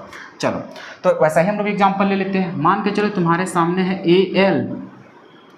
AlCl3 ऐसा करके, ठीक है, ऐसा है तुम्हारे पास। अब चलो तुम इसका निकालने जाओगे तुम क्या करोगे, सर यहाँ पर हो जाएगा Al3+ एंड प्लस 3Cl-। मतलब N फैक्टर कितना हो जाएगा, सर N फैक्टर एल्युमिनियम का है, एल्युमिनियम का कितना है, 3, तो ये N फैक्टर कितना हो जाएगा, 3। मान के चलो तुम्हारे सामने ऐसा है Na2SO4, ठीक है। तो बताओ इसका कैसे तुम निकालोगे, सर इसको तोड़ेंगे तो ये हम लोग को बदल जाएगा क्या चाहिए, Na+ एंड प्लस SO4 2-, तो यहाँ पे 2 को लगाना पड़ता है। अब बताओ N फैक्टर निकालने बोलेंगे तब क्या करोगे, सर सोडियम के पास टोटल चार्ज कितना है, +1 नहीं, अरे एक सोडियम के पास एक चार्ज है, 2 सोडियम है तो 2 का मिलाकर कितना हो जाएगा 2 प्लस, तो इसका मतलब सर n फैक्टर इसका कितना हो जाएगा 2 हो जाएगा। आई होप कि समझ में आ गया होगा। क्लियर यहाँ तक? आई होप कि समझ में आ गया होगा कि n फैक्टर हम लोग कैसे निकालते हैं। क्लियर है यहाँ तक? क्लियर है यहाँ तक? क्लियर है? n फैक्टर निकालना सीख गए हो? चलो लिख लो। अब देखो हम लोग जब n फैक्टर निकालना सीख चुके हैं तब हम लोग क्वेश्चंस बनाना स्टार्ट करते हैं। पहले इक्विवेलेंट वेट का देखो सवाल कैसा रहेगा। मान के चलो तुम्हारे सामने बोल देगा कि ऐसा करके क्या बोल देगा, फाइंड इक्विवेलेंट वेट, क्या बोल देगा, फाइंड इक्विवेलेंट वेट ऑफ किसका मान लोगे, मान के चलो तुम्हारे सामने दे दिया NaOH, ठीक है। इसके लिए तुम्हें क्या करना है, इक्विवेलेंट वेट निकालना है। तो अब देखो इसको सॉल्व कैसे करोगे, देखो बहुत ही आसान सवाल है, ठीक है। हम लोग जैसे जानते हैं कि इक्विवेलेंट वेट का फॉर्मूला, इक्विवेलेंट वेट क्योंकि निकालने बोला तो इक्विवेलेंट वेट का फॉर्मूला होता है ऊपर क्या, तो मोलर वेट होता है और नीचे क्या हो जाता है n फैक्टर हो जाता है। अब देखो मोलर वेट पहले निकालना पड़ेगा। अब तुम निकाल करके देख लेना NaOH का कैसे निकालते हैं सर, NaOH सोडियम का कितना होता है 23 प्लस ऑक्सीजन का कितना होता है सर 16 प्लस हाइड्रोजन का कितना होता है 1, टोटल जोड़ोगे तो ये हो जाता है 40। तो हम लोग को मोलर वेट पता चल गया सर, सोडियम का कितना 40, n फैक्टर इसको डिसोसिएट करोगे चूंकि ये बेस है, बेस में देखो OH कितना है एगो, इसका मतलब n फैक्टर कितना हो जाएगा 1, तो टोटल बताओ कितना हो गया 40। तो ये हो गया उसका इक्विवेलेंट वेट। क्या निकालना सीख गए हो? बेहद आसान है। ठीक उसी प्रकार से मान के चलो तुम्हारे सामने सवाल दिया है ऐसा करके, ठीक है। सवाल क्या है, देखो इक्विवेलेंट वेट निकालना उतना ज़्यादा मुश्किल नहीं है, मोलर वेट ही रहता है, बस उसमें n फैक्टर से डिवाइड कर देते हैं। तो n फैक्टर निकालना सिखाई दिए एसिड के लिए, बेस के लिए, साल्ट के लिए। अब मान के चलो तुम्हारे सामने दिया है ऐसा, क्या दिया है कि फाइंड इक्विवेलेंट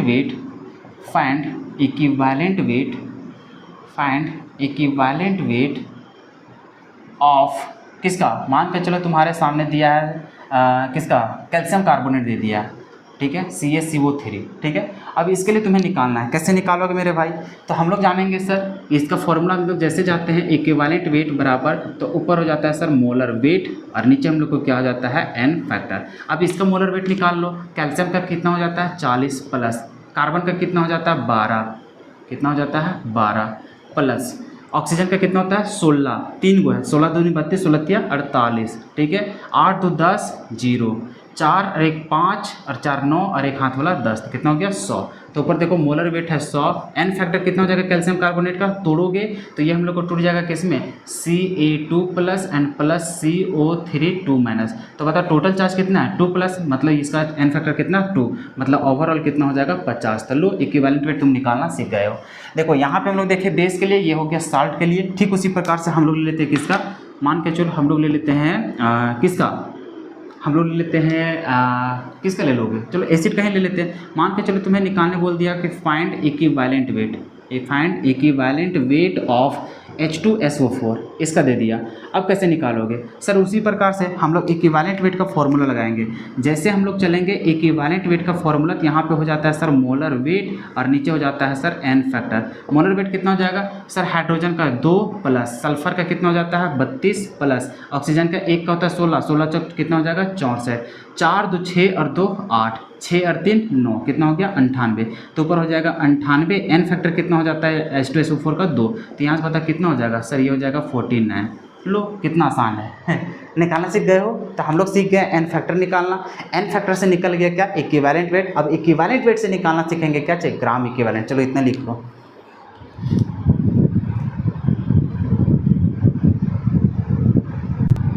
अब देखो ग्राम इक्विवेलेंट भी निकालना बहुत आसान है, जैसे क्वेश्चंस के माध्यम से हम लोग समझते हैं, ठीक है।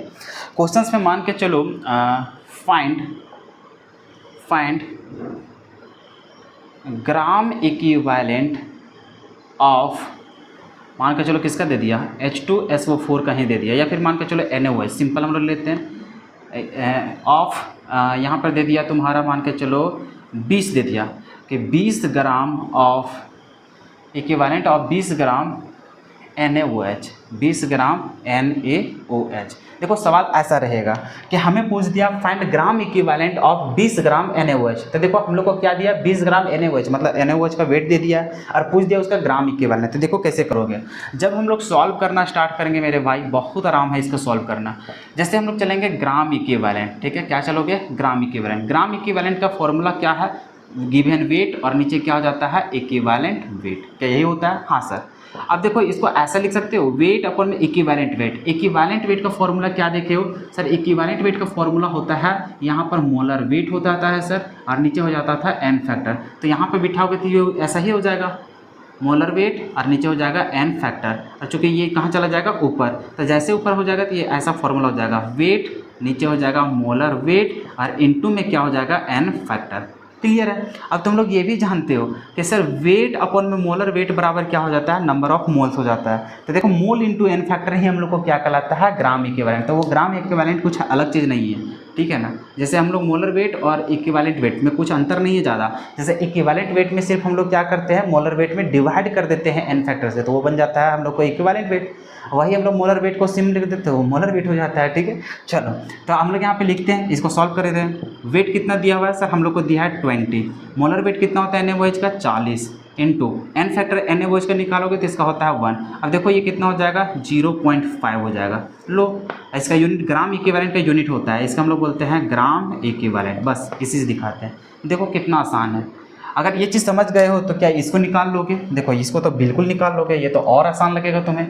क्या है सवाल, मान के चलो अभी बोला है उसी प्रकार से कि find gram equivalent, find gram equivalent of कितना ले लिया हम लोग, मान के चलो यहाँ पर दे दिया 49 ग्राम ऑफ H2SO4, H2SO4 इसका दे दिया। तो आप कैसे निकालोगे, फिर उसी प्रकार से चलेंगे सर। हम लोग को क्या है सर, फॉर्मूला चलेंगे। फॉर्मूला क्या है भैया, हम लोग को चलेंगे ग्राम इक्विवेलेंट। तो सर ग्राम इक्विवेलेंट का फॉर्मूला होता है ऊपर क्या सर, गिवन वेट होता है, तो यहाँ पर डायरेक्ट लिख देते हैं वेट, और नीचे हम लोग को क्या हो जाएगा सर, इक्विवेलेंट वेट। क्या होता है, इक्विवेलेंट वेट। चूंकि इक्विवेलेंट वेट का फॉर्मूला हम लोग जानते हैं, चूंकि इक्विवेलेंट वेट दिया नहीं है तो उसको निकालना पड़ेगा। तो बाहर से क्यों निकालने जाएंगे, इसी फॉर्मूला में बिठा देंगे। इक्विवेलेंट वेट का फॉर्मूला हो जाता है क्या, मोलर वेट और नीचे एन फैक्टर। वही एन फैक्टर कहाँ चला जाता है, ऊपर चला जाता है। देखो वेट कितना दिया हुआ है, 49 ग्राम, ठीक है। मोलर वेट कितना हो जाता है H2SO4 का, 98 होता है, इंटू एन फैक्टर H2SO4 के लिए कितना हो जाता है, 2। तो यहाँ देखो 49 दूनी कितना हो जाता है, 98 और 2 से 2 खत्म, मतलब कितना हो गया, 1। तो ये 1 आ गया, इसी का यूनिट क्या हो जाता है, ग्राम इक्विवेलेंट का, ग्राम इक्विवेलेंट। लो जी कितना आसान है। तो आई होप कि तुम लोगों को समझ में आ गया होगा ग्राम इक्विवेलेंट। तो देखो हम लोग कहाँ से चले, हम लोग सबसे पहले नॉर्मेलिटी में गए।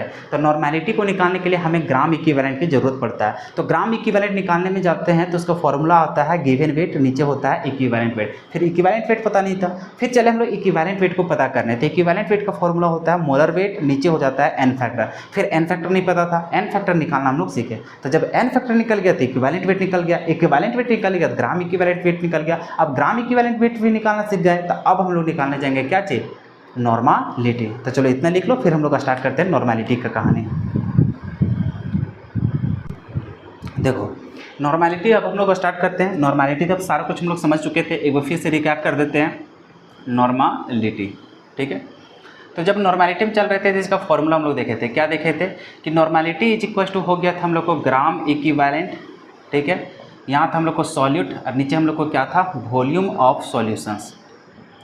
इन अगर हम लोग ml में लिए हैं, किस में लिए हम लोग, इन ml में, तो ऊपर क्या करते थे, इनटू करते थे हम लोग 1000 से। क्लियर, यही तो फॉर्मूला था। अब देखो ग्राम इक्विवेलेंट का फॉर्मूला हम लोग तोड़ सकते हैं, कैसे तोड़ेंगे सर, यही हम लोग को हो जाता था क्या चाहिए, गिवन वेट। यहाँ पे डायरेक्ट लिख सकते हैं वेट ऑफ सॉल्यूट, क्योंकि गिवन वेट किसका, उस सब्सटेंस का, सब्सटेंस क्या है, सॉल्यूट है।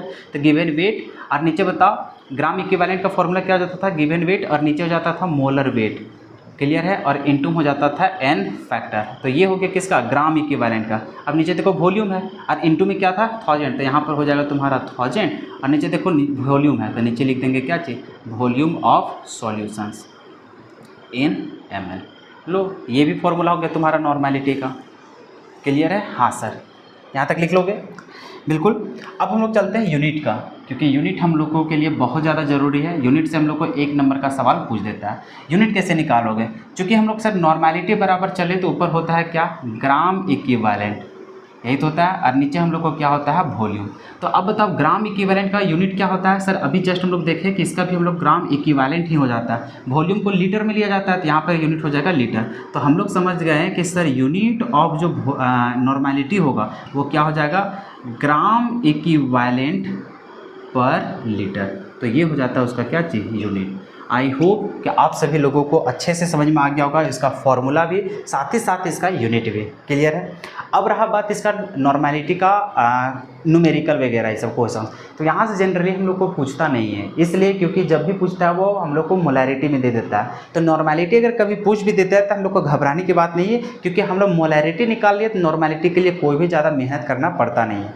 ठीक है, अब कैसे इन लोग के बीच में रिलेशन है वो अभी हम लोग बात करने जा रहे हैं। तो मेन टॉपिक जो हम लोग का है वो पढ़ने जा रहे हैं नॉर्मेलिटी एंड मोलैरिटी में रिलेशन। तो रिलेशन समझ जाओगे तो ऑटोमेटिक, क्योंकि नॉर्मेलिटी सवाल पूछता नहीं है जल्दी। ठीक है, एक आध सवाल बनता है इससे, तो वो बनता भी है ना तो वो नॉर्मेलिटी से ही सॉल्व हो जाता है। ठीक है, कोई बहुत बड़ा चीज़ नहीं है तुम्हारा नॉर्मेलिटी, तो वो मोलैरिटी सीख गया तो मोलैरिटी से ही नॉर्मेलिटी निकल जाता है। आओ पहले हम लोग रिलेशन समझते हैं, इतना लिख लो, उसके बाद हम लोग रिलेशन समझते हैं मोलैरिटी और नॉर्मेलिटी में।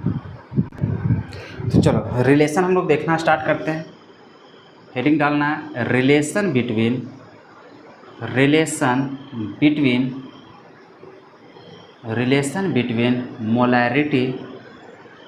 Molarity and normality. ठीक है, बहुत ही आसान है जी। कैसे? सबसे पहले हम लोग चलेंगे नॉर्मेलिटी का फॉर्मूला। तो नॉर्मेलिटी का फॉर्मूला हम लोग देखिए अभी जस्ट, वो क्या था हम लोग को, तो सर वहाँ पे था वेट ऑफ सॉल्यूट, और नीचे हम लोग को क्या था, नीचे था सर हम लोग को मोलर वेट ऑफ सॉल्यूट, और यहाँ पे इंटू करते थे सर एन फैक्टर, यही तो करते थे। और इंटू में यहाँ पर क्या था सर 1000, और नीचे हम लोग को क्या था volume of solutions in ml। क्या यही चीज़ हम लोग देखें? हाँ सर बिल्कुल यही चीज़ देखें। अब देखो इसको हम लोग अरेंज कर सकते हैं, ये एन फैक्टर को इधर लिख दे और इन लोग को एक साथ समिट कर दे। तो क्या इसको इस प्रकार से तुम लिख सकते हो? कैसे? नॉर्मेलिटी इज इक्वल टू, अगर इसको इस प्रकार से लिख दे weight of solute, molar weight of solute into, ये एन फैक्टर को बाद में लिखते हैं, इन लोग को पहले लिख देते। तो यहाँ पर हो जाएगा तुम्हारा 1000, और यहाँ पर हो गया क्या चीज़, volume of solutions in ml, और यहाँ पर इंटू तुम कर दो क्या चाहिए एन फैक्टर, कोई दिक्कत नहीं। इंटू अरे ऐसा लिखो 2 × 5 लिखो या फिर 5 × 2 लिखो, बदल जाएगा क्या? नहीं। तो इसी चलते हम लोग पहले वाला को बाद में लिख दिया इंटू में। ठीक है, अब देखो यहाँ से होता क्या है, यहाँ से एक हम लोग को रिलेशन समझ में आता है। चूँकि तुम मोलैरिटी पढ़ चुके हो और तुम लोग को पता है कि इतना सा पोर्शन तुम्हें क्या कहलाता है, मोलैरिटी। देखो नंबर ऑफ मोल्स और नीचे वॉल्यूम, तो यही तुम लोग को मोलैरिटी होता है। तो इसके जगह हम लोग क्या लिख सकते हैं, मोलैरिटी। तो यहाँ से हम लोग को रिलेशन आ जाता है, इसको हम लोग क्या लिखेंगे, मोलैरिटी, ये पूरा पार्ट को। तो देखो यहाँ से हम लोग को क्या रिलेशन बन जाता है, रिलेशन ये बनता है कि जो तुम्हारा नॉर्मेलिटी है, नॉर्मेलिटी हम लोग को मोलैरिटी में अगर हम लोग क्या कर दे एन फैक्टर से इंटू कर दे, तो वो हम लोग को क्या बन जाएगा, नॉर्मेलिटी बन जाएगा। इसका मतलब मोलैरिटी छोटा है, तभी तो छोटा में कुछ संख्या को मल्टीप्लाई करे तब हम लोग को नॉर्मेलिटी की इक्वल हो रहा है, मतलब नॉर्मेलिटी बड़ा है और मोलैरिटी क्या है, छोटा। तो कभी भी हम लोग को क्या रहता है कि जो भी सवाल रहेगा वो मोलैरिटी का सवाल रहेगा, और वहाँ से पूछ देगा तुम्हें नॉर्मेलिटी, मतलब जो डाटा रहेगा वो मोलैरिटी का दिया रहेगा और पूछ देगा नॉर्मेलिटी। कैसे निकालोगे? मोलैरिटी अगर तुम निकाल लेते हो भैया तो उसमें सिर्फ और सिर्फ एन फैक्टर से मल्टीप्लाई करोगे, तुम्हारा नॉर्मेलिटी निकल जाएगा। कभी अगर तुम्हारा नॉर्मेलिटी दिया और मोलैरिटी पूछ दिया तो कुछ नहीं करना है, नॉर्मेलिटी का वैल्यू में क्या करना है, एन फैक्टर से डिवाइड कर दोगे, तुम्हारा मोलैरिटी निकल जाएगा। तो ये रिलेशन बहुत ही ज़्यादा इंपॉर्टेंट रोल प्ले करता है। क्लियर है? हाँ सर क्लियर है। यूनिट भी समझ गए हो? यूनिट में फिर उसी तरह से बताते रहे कि जब हम लोग यूनिट की बात करते हो तो यूनिट हम लोग को क्या हो जाता है, जैसे इसका करोगे तो ये हो जाता है ग्राम इक्विवेलेंट पर लीटर, ये हो गया। या तो फिर डायरेक्टली कभी कभी कैपिटल एन से लिखा रहता है, तो ये भी बात याद रख लेना। जैसे मोलैरिटी को कैपिटल एम से दिखा देता था, मोलैरिटी को स्मॉल लेटर एम से भी दिखा देता था, तो ठीक उसी प्रकार से इसका भी कैपिटल लेटर एन से भी दिखा देता है। ठीक है, तो ये चीज़ तुम लोग याद रख लेना। तो यहाँ तक समझने के बाद हम लोग को नॉर्मेलिटी क्या होता है, समाप्त हो जाता है। क्या हो जाता है? समाप्त हो जाता है। आओ एक सवाल हम लोग करते हैं, उसके बाद इसको बंद कर देंगे। ठीक है, अब देखो ये सवाल हम लोग को PYQ में पूछा हुआ था 2016 एंड 2008 में। ठीक है, बहुत अच्छा सवाल है। सवाल क्या है देखो, the normality of 0.2 molar aqueous solutions of a dibasic acid is. अब देखो हम लोग को नॉर्मेलिटी पूछ दिया है कितना में, जो मोलैरिटी दिया हुआ है कितना, 0.2 molar. Aqueous solution of a dibasic acid. अब जो एसिड है वो कैसा है, एसिड है हम लोग को डायबेसिक। अब ये डायबेसिक का मतलब क्या है समझना।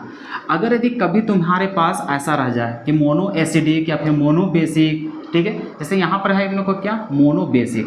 ये मोनो बेसिक का मतलब क्या है, मोनो बेसिक का मतलब क्या है, अगर एन फैक्टर क्या हो जाए 1 हो जाए, क्लियर है। उसी प्रकार से तुम्हारा अगर बोल देते हैं यहाँ पर डायबेसिक, क्या बोल देता है डायबेसिक। तो डायबेसिक का मतलब है कि एन फैक्टर कितना हो जाएगा 2 हो जाएगा। उसी प्रकार से तुम्हारे पास बोल देता है ट्राइबेसिक, ठीक है। तो ये ट्राइबेसिक का मतलब क्या है, एन फैक्टर कितना हो जाएगा 3 हो जाएगा। आई होप कि समझ में आ गया होगा, ठीक है। उसी तरह टेट्रा बेसिक, पेंटा बेसिक इस प्रकार से बोल देता है, ठीक है। तो जनरली टेट्रा बेसिक तक ही मतलब ट्राइबेसिक तक ही देगा। जैसे मान के चलो टेट्रा, तो टेट्रा जल्दी हम लोग को बनता नहीं है, इससे चलते उधर जल्दी देगा नहीं, ठीक है, समझो। तो हमारे पास बोला है कि नॉर्मेलिटी निकालने के लिए क्या बोल दिया है यहाँ पर कि नॉर्मेलिटी क्या है भैया, ये हम लोग को कैलकुलेट करना है। हम लोग को गिवन डाटा क्या दे दिया है, मोलैरिटी। मोलैरिटी कितना दिया है 0.2 मोलर दिया हुआ है, ठीक है। तो हम लोग को निकालना है, और डायबेसिक दे दिया इसलिए ताकि हम लोग एन फैक्टर निकाल सकें। तो डायबेसिक में कितना हो जाएगा एन फैक्टर 2। तो हम लोग यहाँ पे समझ गए कि एन फैक्टर कितना हो जाएगा 2 हो जाएगा। तो हम लोग को निकालना है नॉर्मेलिटी। तो नॉर्मेलिटी निकालना है तो तुम लोग फॉर्मूला जानते हैं कि नॉर्मेलिटी बराबर जानते हैं सर, मोलैरिटी इंटू होता है एन फैक्टर। तो एन फैक्टर तुम्हें पता चल जाएगा, मोलैरिटी भी पता है, तो एन नॉर्मेलिटी निकाल ही लोगे। मोलैरिटी कितना है 0.2 मोलर इंटू एन फैक्टर कितना हो जाता है। तो चूँकि हम लोग डायबेसिक बोला, डायबेसिक मतलब एन फैक्टर कितना होता है 2। तो यहाँ से करोगे कितना हो जाएगा 0.4, और नॉर्मेलिटी निकाल रहा है मतलब कैपिटल लेटर एन हो जाएगा, क्लियर है। तो ये हो गया नॉर्मेलिटी। अब देख लो ऑप्शन कौन सा मैच कर रहा है, तो 0.4 नॉर्मल, तो हम लोग को हो जाता है ऑप्शन नंबर ए। देखो जैकबोर्ड 2016 और 2008 में पूछा हुआ है। तो आई होप कि सारी बातें समझ में आ गई होगी। तो इससे लंबा लंबा सवाल करने की कोई फ़ायदा नहीं, क्योंकि कुछ भी रहेगा तुम्हारा मोलैरिटी ही है, ठीक है, मोलैरिटी, ठीक है ना। तो मोलैरिटी समझ गया मतलब नॉर्मेलिटी तुमसे बन गया, ठीक है। तो इससे जल्दी सवाल पूछा नहीं जाता है, ठीक है। तो दोनों में रिलेशन भी बता दिया ताकि कभी न्यूमेरिकल आ जाए बाय चांस तो वहाँ पे आपको घबराना नहीं है, पैनिक नहीं होना, ठीक है, क्योंकि मोलैरिटी में हम लोग अच्छा खासा सवाल कर चुके हैं। तो इतना ही था हम लोग को पूरा कंसंट्रेशन टर्म, ठीक है। अब हम लोग को कंसंट्रेशन टर्म में पूरा पढ़ लेने के बाद एक टॉपिक बचा है, वो है हम लोग को फैक्टर्स अफेक्टिंग कंसंट्रेशन। जो फैक्टर्स अफेक्टिंग कंसंट्रेशन में जब बात करते हैं तो यहाँ पर हम लोग को बात होता है वॉल्यूम का, टेम्परेचर का। तो आओ पहले इतना लिख लो, उसके बाद उसको भी बात कर लेते हैं, फिर कंसंट्रेशन टर्म पूरा समाप्त हो जाएगा। अब देखो हम लोग देखने जा रहे हैं फैक्टर्स अफेक्टिंग कंसंट्रेशन। तो कंसंट्रेशन किन किन फैक्टर्स पे डिपेंड करता है। तो हम लोग को ये जो डिपेंड करता है वो सिर्फ और सिर्फ 2 फैक्टर्स पे डिपेंड करता है। पहला हम लोग बात करते हैं वॉल्यूम। किसके बारे में बात करते हैं, वॉल्यूम। तो ये सबसे पहले वॉल्यूम के ऊपर डिपेंड करता है। तो अगर यदि तुम लोग देखा होगा कंसंट्रेशन, तो जनरली हम लोग मोलैरिटी से ही रिप्रेजेंट करते हैं। तो देखो मोलैरिटी बराबर क्या देखा, नंबर ऑफ मोल्स और नीचे वॉल्यूम। यहाँ से देखो ये हम लोग को कहलाता है कंसंट्रेशन। तो अगर मान के चलो ये नीचे वाला संख्या को तुम बढ़ा रहे हो तो ये क्या होगा, बढ़ेगा घटेगा, ऑब्वियस सी बात है सर, ये लोग तो आपस में इन्वर्सली प्रोपोर्शनल है। तो अगर इसको बढ़ाएंगे तो ये घटेगा, इसको कम करेंगे तो ये बढ़ेगा, ऑब्वियस सी बात है। तो हम लोग समझ गए सर कि वॉल्यूम बढ़ाने से कंसंट्रेशन क्या होता है, घटता है। तो हम लोग समझते हैं क्या कि वॉल्यूम इज, या फिर ऐसे लिखो कंसंट्रेशन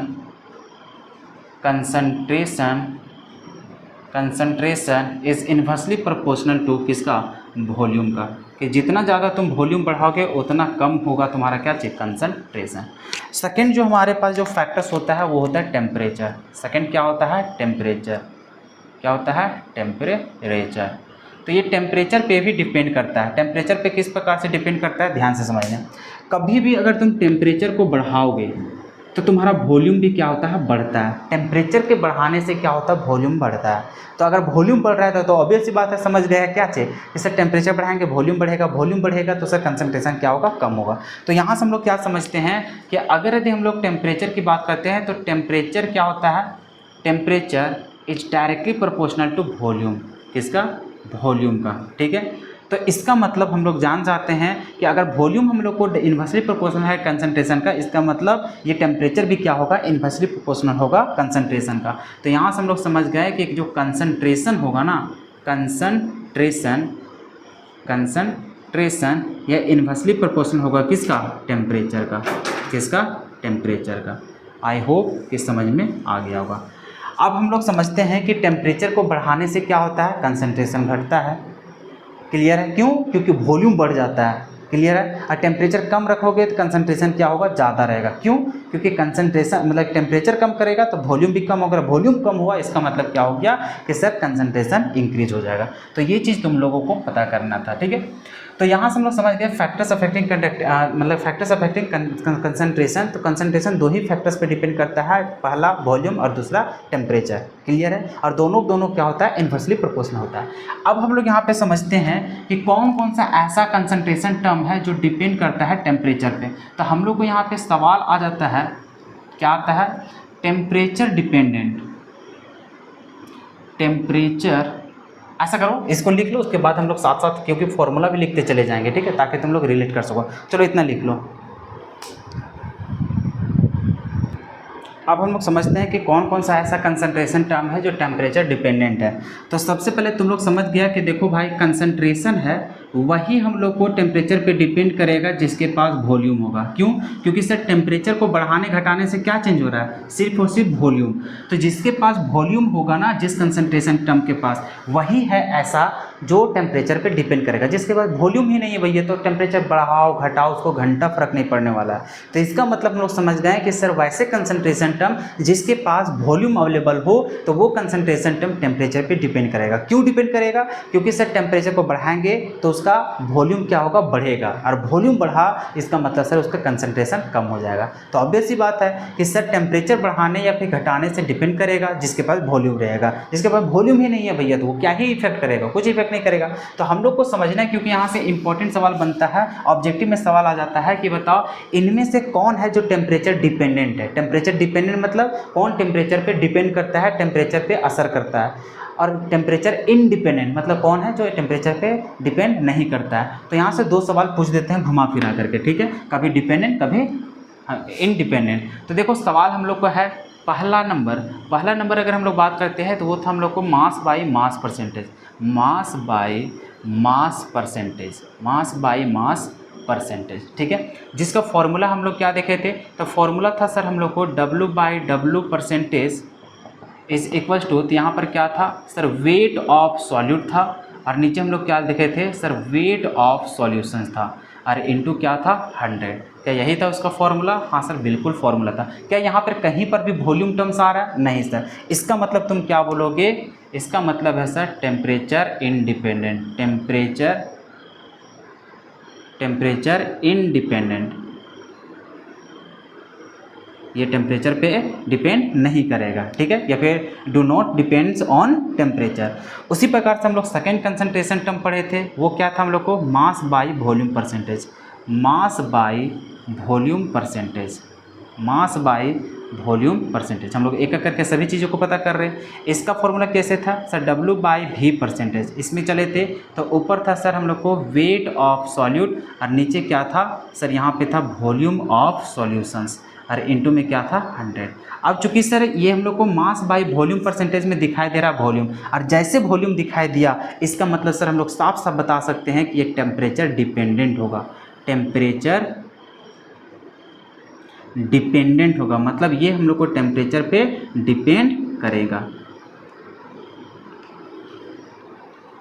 क्लियर है? ठीक उसी प्रकार से हम लोग चलते हैं तीसरा कंसंट्रेशन टर्म, वो था हम लोग को क्या, वॉल्यूम बाय वॉल्यूम परसेंटेज। देखो भाई इसका नाम ही में वॉल्यूम छुपा हुआ है, तो ऑब्वियस सी बात है ये तो वॉल्यूम है सर, और वॉल्यूम है तो ये तो डिपेंड करेगा ही। फॉर्मूला था हम लोग को V/V परसेंटेज, तुम लोग को भी याद है। ऊपर हम लोग लिखते थे वॉल्यूम ऑफ सॉल्यूट, और नीचे हम लोग लिखते थे sir volume of solutions.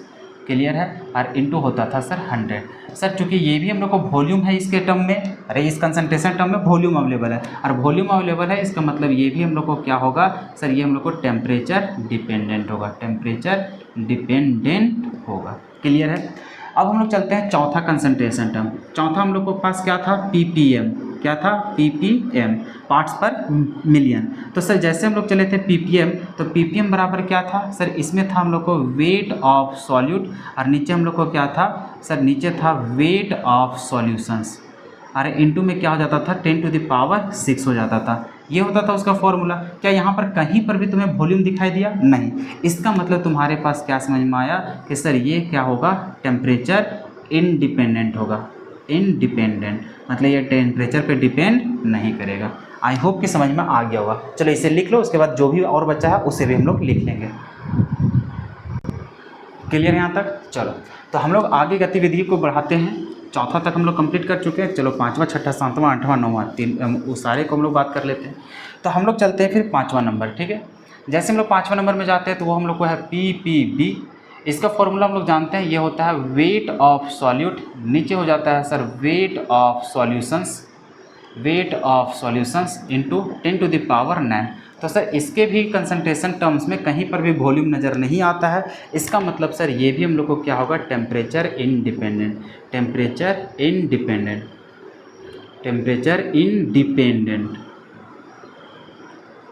Clear है? ठीक उसी प्रकार से हम लोग बात करते हैं छठा कंसंट्रेशन टर्म, जो कि है मोल फ्रैक्शन। अब जब हम लोग मोल फ्रैक्शन की बात करते हैं तो सर मोल फ्रैक्शन का फॉर्मूला कैसे होता है? तो सर मोल फ्रैक्शन जैसे मान के चलो XA का बात कर रहे हैं, तो XA में क्या होता है, ऊपर हो जाता है सर NA और नीचे हो जाता है सर NA एंड प्लस में NB। तो हम लोग अगर मोल फ्रैक्शन की बात करेंगे सर, मोल फ्रैक्शन में भी कहीं पर भी हम लोग को दिखाई नहीं देता है वॉल्यूम, यहाँ पर नंबर ऑफ मोल्स है। इसका मतलब सर सिंपली बता देंगे कि मोल फ्रैक्शन भी क्या होगा, टेम्परेचर इंडिपेंडेंट होगा। आई होप कि समझ में आ गया होगा। चलते हम लोग सातवां नंबर में, ठीक है। तुम लोग खुद ही बता सकते हो यार कि कौन टेम्परेचर डिपेंडेंट होगा कौन नहीं होगा, ऑब्जेक्टिव में पूछता है, ठीक है। सातवां हम लोग चलते थे किसके लिए, मोलालिटी के लिए, ठीक है। मोलालिटी का फॉर्मूला चलते थे तो यहाँ पर होता था सर वेट ऑफ सॉल्यूट, नीचे हो जाता था sir molar weight of solute, into हो जाता था सर यहाँ पर 1000 और नीचे हो जाता था वेट ऑफ सॉल्वेंट। चूँकि तुम लोग को पता है कि यहाँ पर भी कहीं पे दिखाई नहीं दे रहा है कौन, वॉल्यूम, तो ये भी हम लोग को क्या हो जाएगा, टेम्परेचर इंडिपेंडेंट होगा।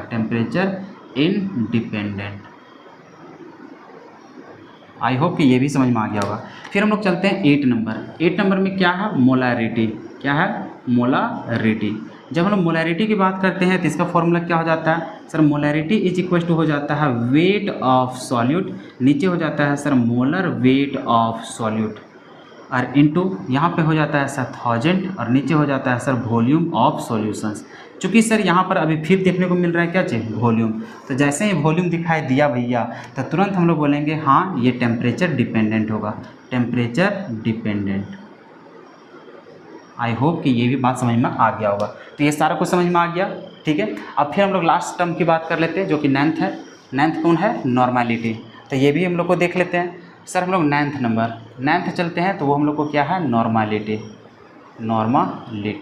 नॉर्मलिटी का फॉर्मूला देखने गए तो नॉर्मलिटी बराबर होता था वेट ऑफ सॉल्यूट, नीचे हो जाता है sir molar weight of solute, into हो जाता है सर एन फैक्टर और इनटू हो जाता है सर ऊपर 1000 और नीचे हो जाता है सर वॉल्यूम ऑफ सॉल्यूशंस।